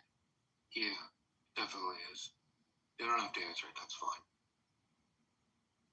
But I had a couple questions I wanted to ask. If I have the time to cook and not rush, and I can really enjoy the process, then I choose to cook every single time over some kind of DoorDash slop. Absolutely. But yeah, I don't know what. I would prefer to cook almost always. Unless I have like a particular food that I get hungry for, where it's just like on my mind. I don't know, some like trash food. Yeah. Dude, cooking is for sure. Like, I like it. You said what? Yeah, cooking is like for sure. I like to do it, and I like to make preparations. I can marinate certain food, and so it's easier to make meals. So I like to prepare too. But Yeah, one of my favorite things in the world is cooking. But what kind of cooking? what do you mean, what kind of cooking? Like is there a particular like cultural disposition in there, or is it just in general cooking? Well, I don't eat meat, so I have a lot of fun finding recipes that I really want to try that are typically. See, when I cook, I try to cook vegan. When I'm like trying to perfect a recipe, I try to make it vegan, right? So I'll find a recipe that I really want to eat, and then I will become not obsessive. It's fun for me, right? But I will continue to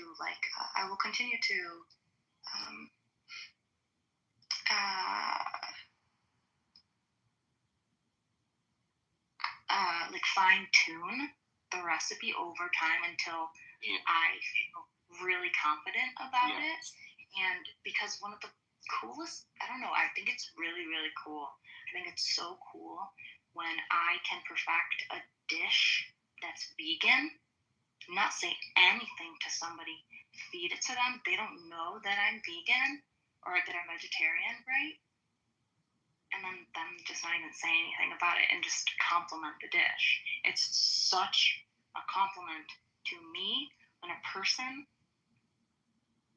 seeing the look on their face and them not even realizing that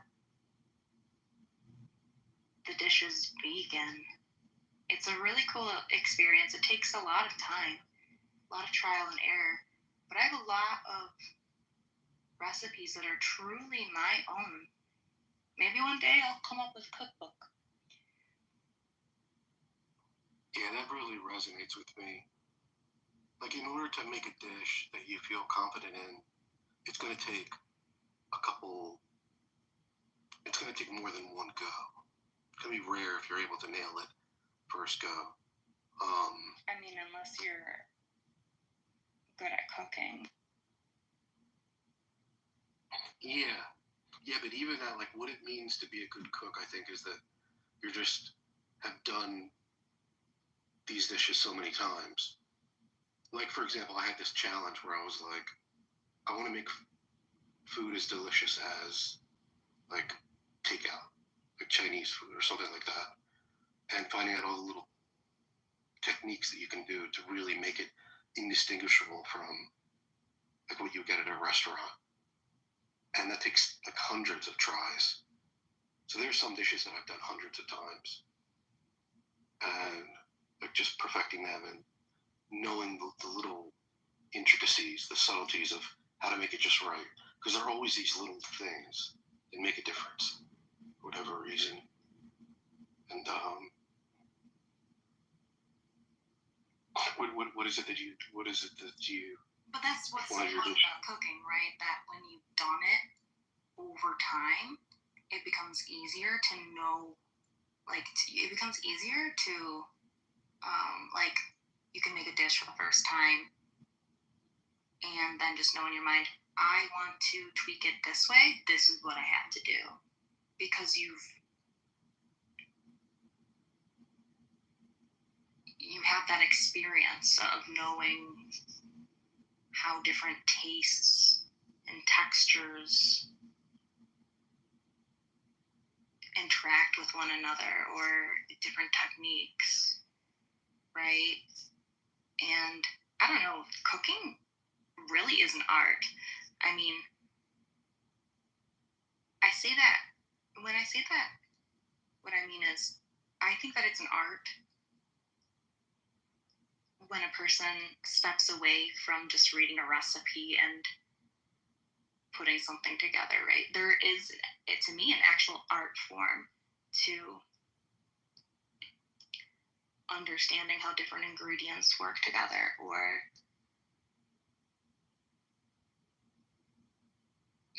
different techniques, because now I'm also thinking about baking. But there is an art to that comes with experience, and it's like painting a blank canvas, but I don't know, there's some kind of magic in that to me. But earlier I was told that it's ridiculous to believe that you can invoke a god through art. I believe that I don't even know the truth, right? There are many poets throughout time who would invoke Mnemosyne, the muses,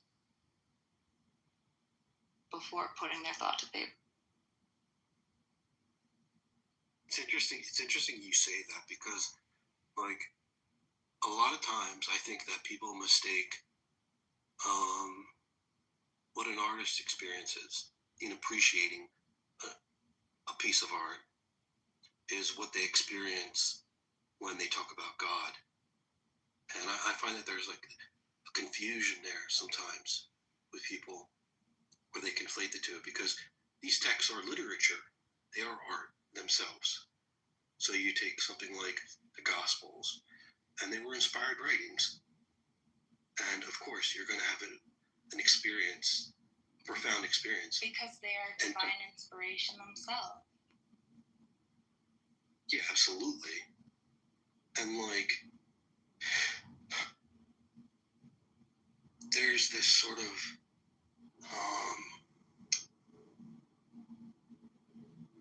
I just struggle to find the word. Like, it's people's first experience with art when they read the Gospels or something like that, or they think about God, and they attribute these sensations to like divinity when they could just attribute it to something that's beautiful and natural, just easier to explain that way. But I think if people had an education in appreciation of art, and people would start identifying God through art, for sure. I really do think that it's that powerful. Really. And I think the attraction... Like to birth something.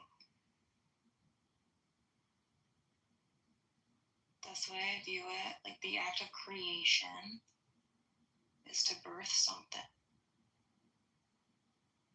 Do you make art? Like, are you a musician or painter or?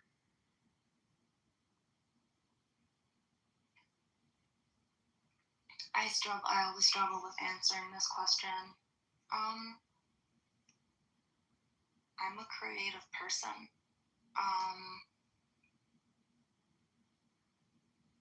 I do a little bit of everything, and I mean, I don't know, I tend to be pretty good at the things that I do. So maybe that's luck there. I don't really know. But I'm also really shy. Well, I guess, you know, it's not that I'm shy. The world has made me feel like it's because I'm shy, because they've like projected that onto me. But if I were to return to like what my inner child believed,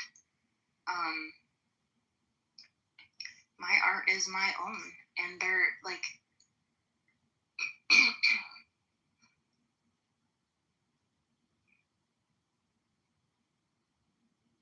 my art is my own. It's like I don't require I don't require recognition from other people, and I find it odd when I hear discussions of people explaining why it is that they do art, and I'll hear them say something along the lines of, I'm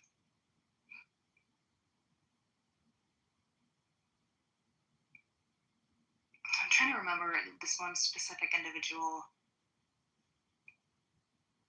I just think it's interesting because some people are motivated to create because they want to impress people or because they want some kind of attention from it. It is difficult for me to put myself fully in those shoes, so I have a difficult time articulating it.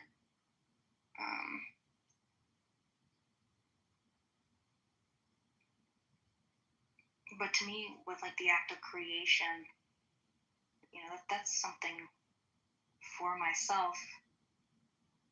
And it's not to say that it's like, well, this is for myself, I'm gonna gatekeep it.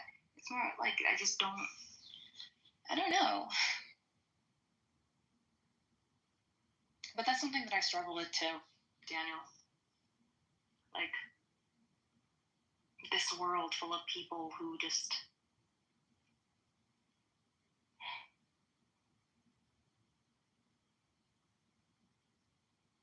I don't know. I hear all the time that what motivated a man to learn guitar was to attract women, and I think that's weird.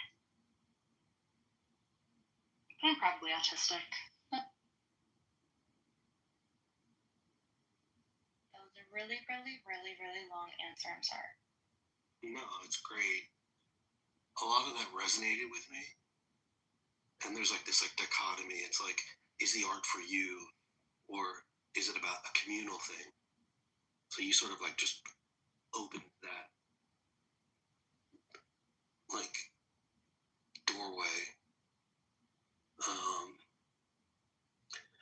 I know how satisfying expression is for me personally, and how I can enjoy it. But at the same time, there's something communal about art. And my particular flavor of it is that when I express something, the goal is that I want to share something that I feel with someone else. So the ultimate goal is that simultaneously you could be experiencing the same thing as someone else. A profound thing, a beautiful thing that you want to share. You want to give someone an experience. That's like the experience that you get personally from it. But I've always been motivated by this idea that I want people to feel a particular way from something I express. And I've done art and music and stuff like that, and it's not always the case that your art is received in such a way that you intended it. Someone will have a completely different understanding of what you're doing, but nonetheless they'll be moved. That's very odd to me, and I've seen it.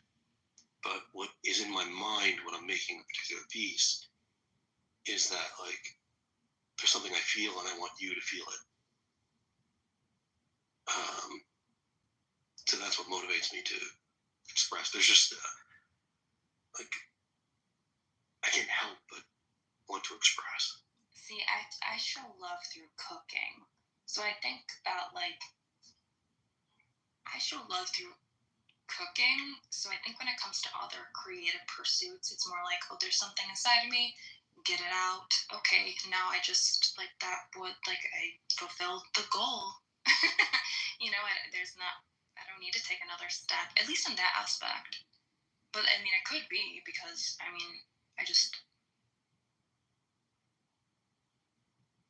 don't know. It's just simple as that. But right now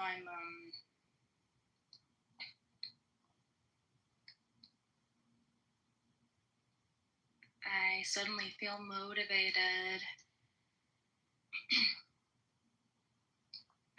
So, Wisdom Reed, do you know him? I don't think so. So yeah, Wisdom Reed, he joins the spaces sometimes. He recently held a room where we read Music to Come by Francis Bonet. And it would, although I didn't agree with everything that this particular philosopher was sharing, it was really inspiring to me because I felt like I had to constantly ground myself and ground myself in this where where I was ready to receive music, even though we were reading a book on music, just so I could understand the philosophy, like what the philosopher was trying to get at, right? But it was so inspiring to me that I wrote lyrics to a couple songs for the first time in years.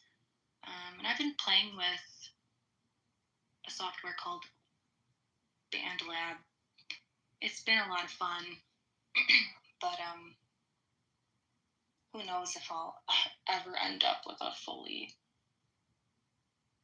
finalized piece.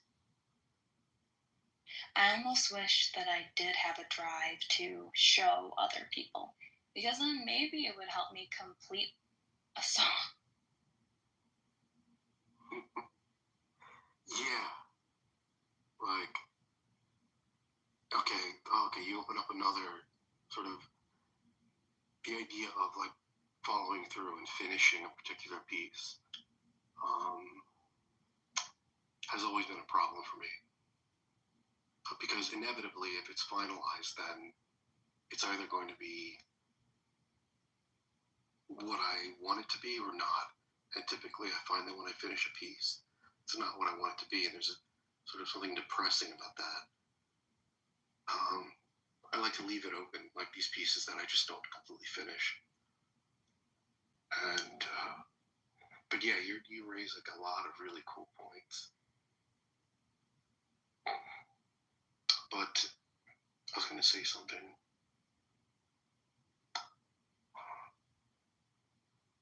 Yeah. So, okay, this idea about sharing. Well, there can be this impulse that, like a shyness about that, or a feeling like an insecurity about your work. And I think that should just go right out the fucking window. Because what happens is, this is like something that facilitates the growth, like sharing and finalizing a piece and putting it up for scrutiny.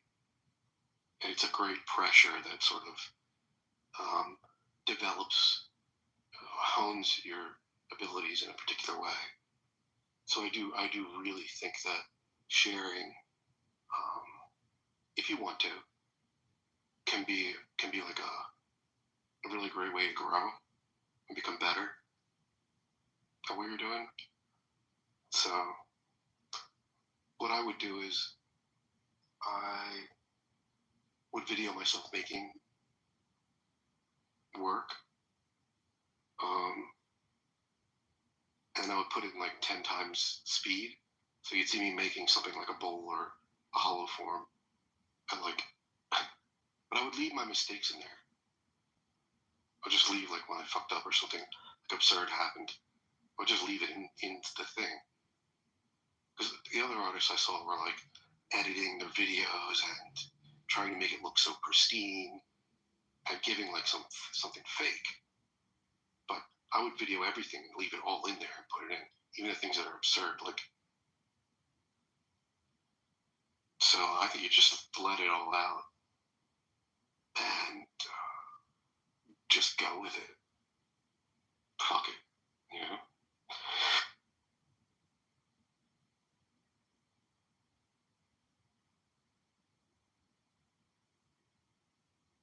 I'll show you one of my pieces if you'd like. Let me see. Yeah. Do you upload these videos on YouTube? Well, I put them on Instagram. But,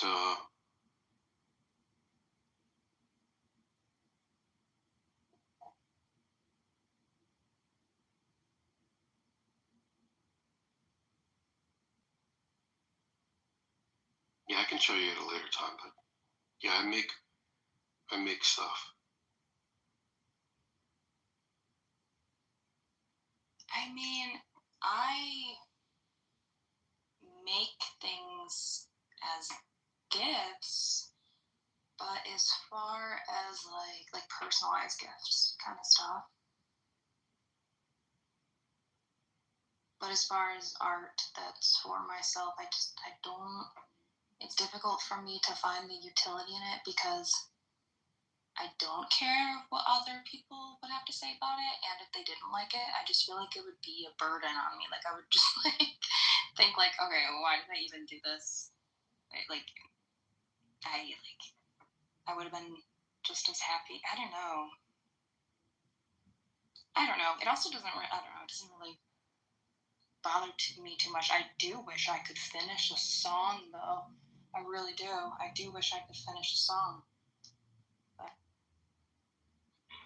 Yeah.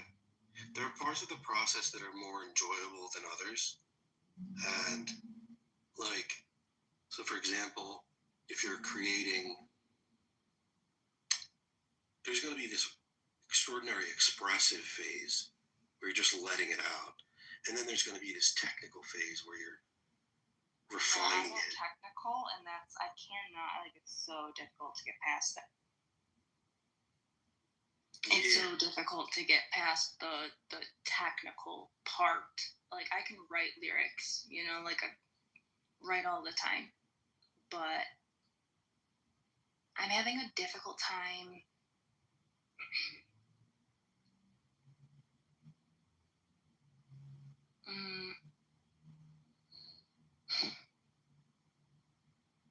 finding my essence in music, right? Like, I'll create something and I'll think, oh, this doesn't, this sounds nice, but it's not really me. And that's the issue that I fall into. So then I'll scrap it and start something new. But I don't know. Have you ever produced a song before?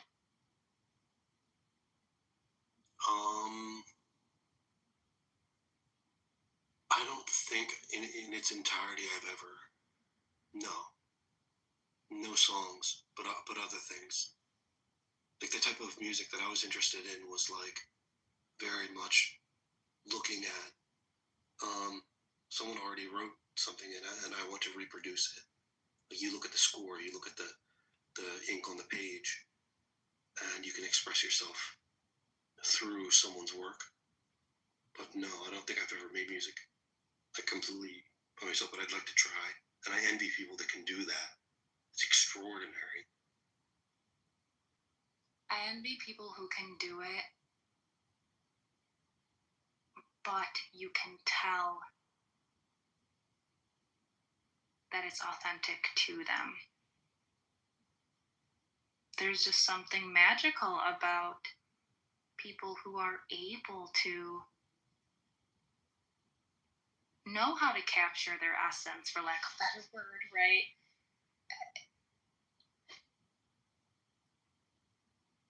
In that way, because I just find it to be, I found it so difficult, and it's been the biggest thing that prevents me my entire life, right? My entire life, because my parents even bought me a music making program when I was like 12 years old, but I always fell into a very similar,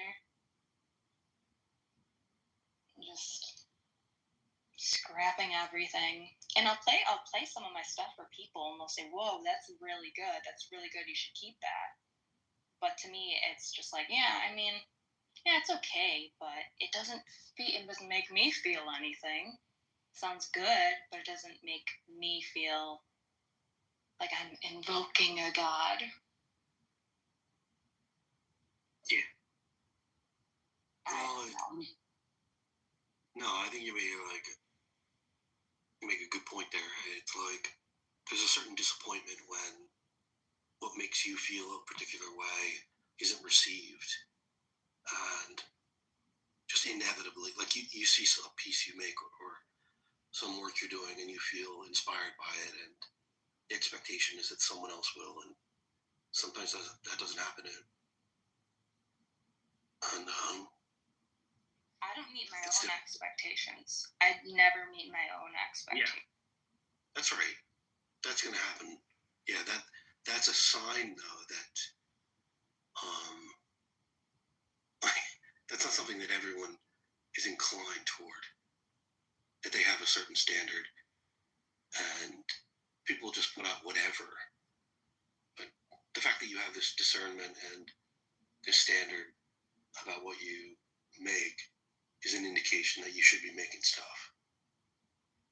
I'm trying, the idea, dude, and then I end up with these like shitty, like fucking EDM. Like I don't even know, but I end up with something that's totally outside of my personality, and I don't know how it.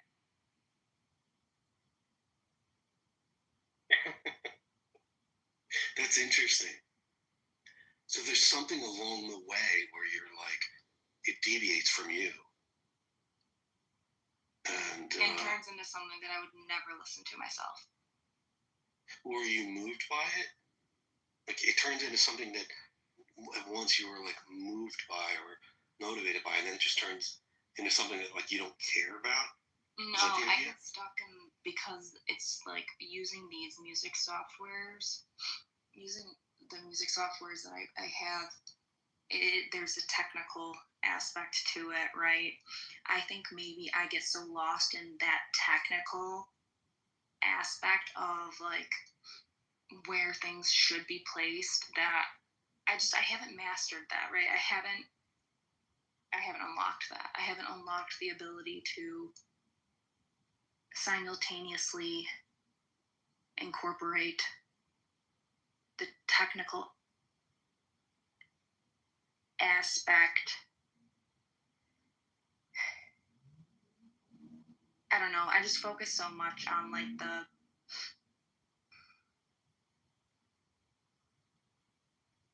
where notes should go, where they would sound good theoretically, not necessarily to myself, but it would sound good here, and this would sound good here, and then I don't know. I'm trying to work through it. I'm sure I'll figure it out eventually. I probably just need more practice. Yeah. Maybe I would just say one thing. Rely on more about what pleases you and where those notes should be and what makes you feel a certain way. And that should be the focus. And you have to be pleased at your own work. And it's also cool if other people are pleased by it. But you don't want to present something that isn't authentically you. So whatever moves you, I think is going to be essential to the process without consideration to anyone or anything. Yeah, I think you're right. I think that you're right. And actually earlier today, I was just thinking about how next time I sit in front of my computer and go into working on a new project, I'm probably going to meditate beforehand, and I'll try to make the space super intentional, to like just really center myself so that I can be in the position where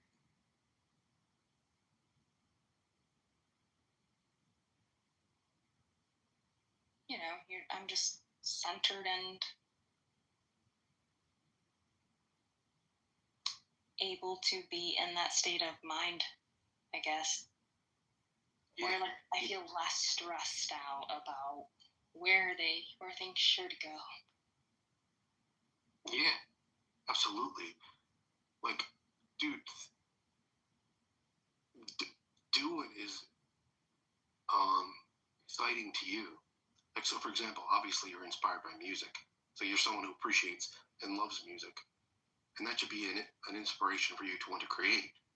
Like, what is it that you feel? And you can take little bits and pieces. You don't have to be shy about that.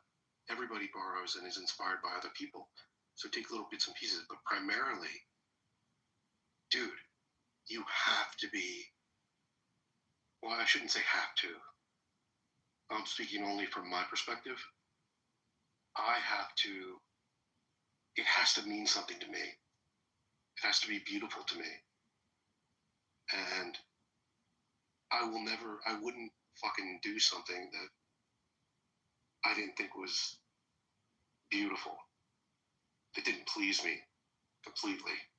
And that might be a fucked up way to do it, because you want to have as many people appreciate it, you should consider them.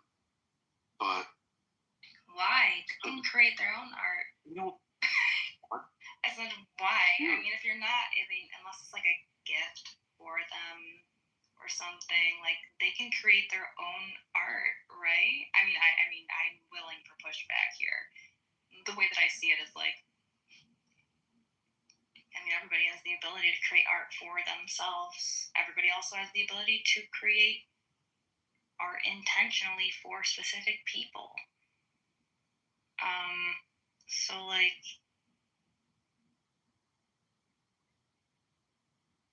I mean, why should I create for other? I mean, there are different ways to impact people, inspire people.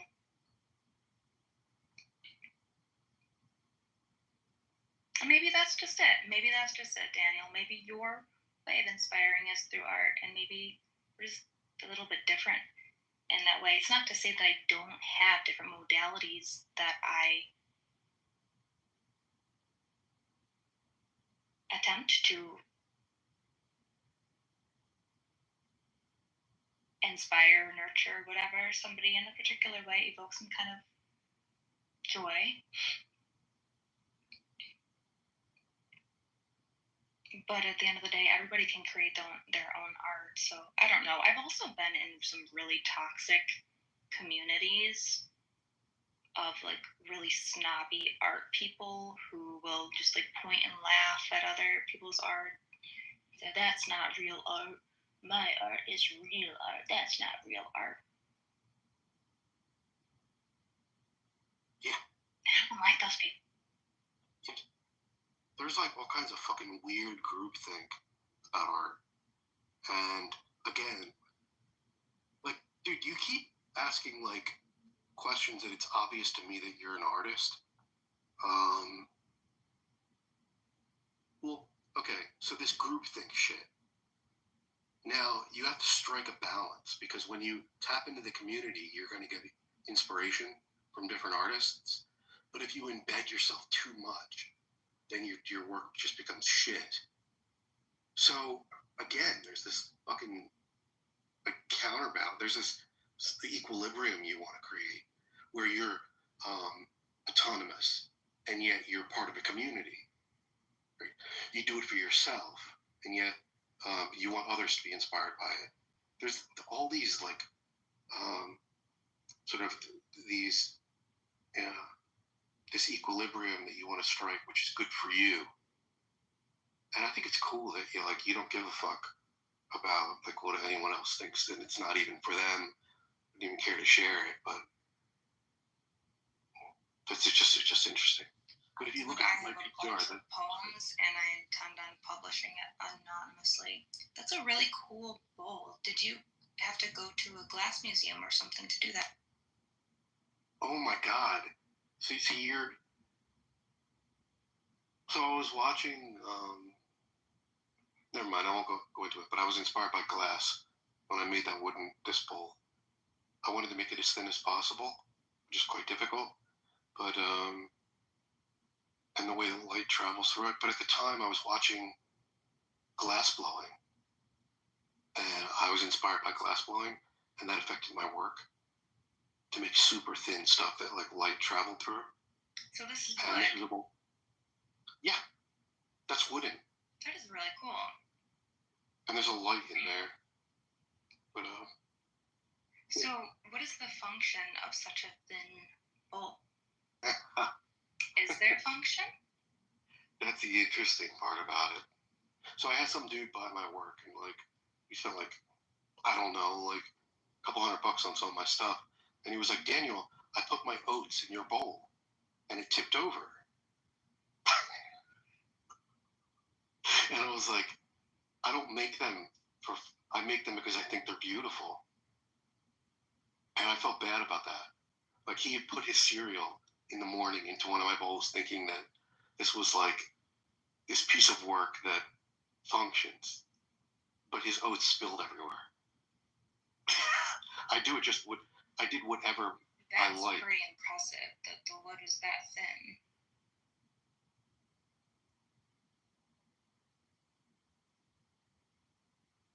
Yeah, you have to be really careful because it can just like shoot off or whatever.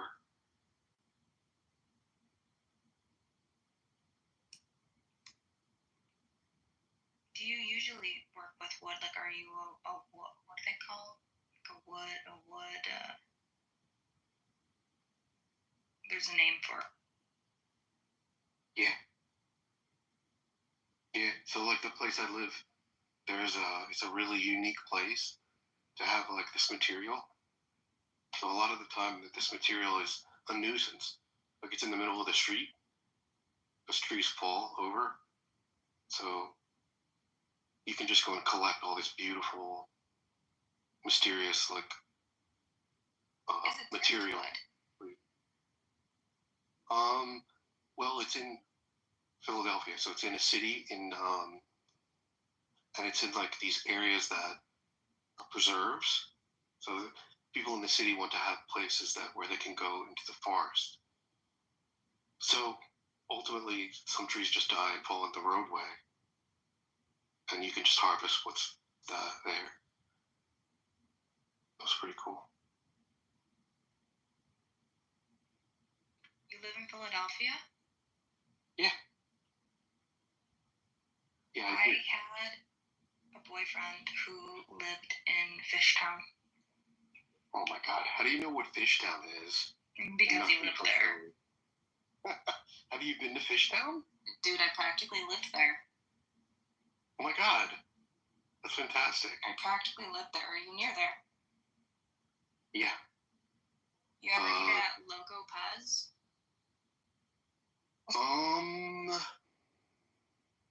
No, but it sounds familiar. It's What kind of food is it? so good. It was it's Mexican food. I don't eat meat. I haven't in over 13 years, and this was a while ago. But I didn't eat meat then either, so it was a nice spot. I don't drink alcohol anymore either, but at that time I did, and they had like the best chaser I have ever had. So they also have a tequila bar there, and then just like this smoothie kind of chaser that was just phenomenal. Anyways, Loco Pez. Yeah, I used to walk there all the time. I'm trying to think of some other places. Let me look at Tattooed Mom. Have you been to Tattooed Mom? Yeah, on South Street. Tattooed Mom. Where Have else? you been to South Street? Yes. Okay. Yeah, I've been to Tattooed Mom. It's like one of many stops that you want to make. It's pretty wild there. But it's interesting you know what South Street. Jeez. I wish you could have seen South Street when it was like fucking, oh my God. Like many years ago. South Street was crazy.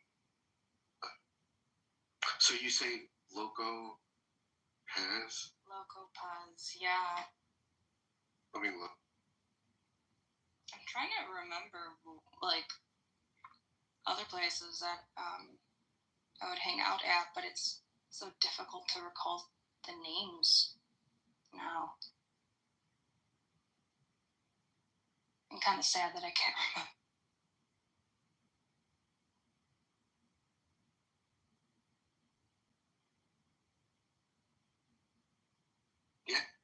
it's fairly close to me. Maybe like 10 minutes. I But love I'd have to down get there. That's one of my favorite cities. I mean, the downside is how terrible the streets smell.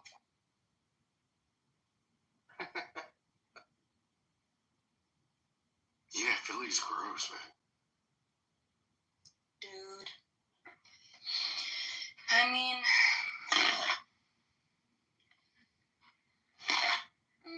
I guess it's gross to some people.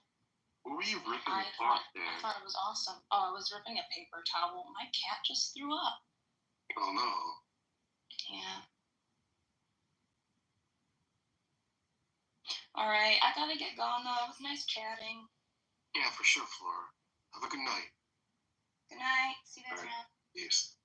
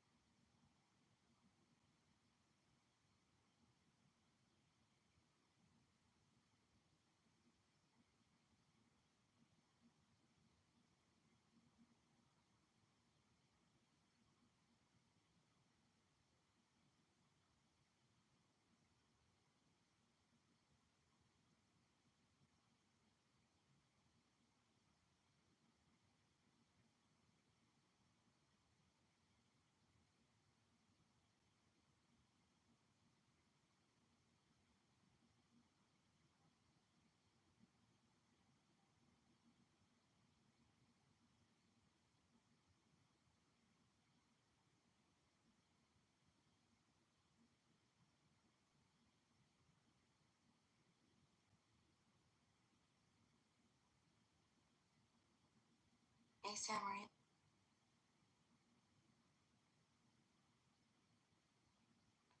Sam.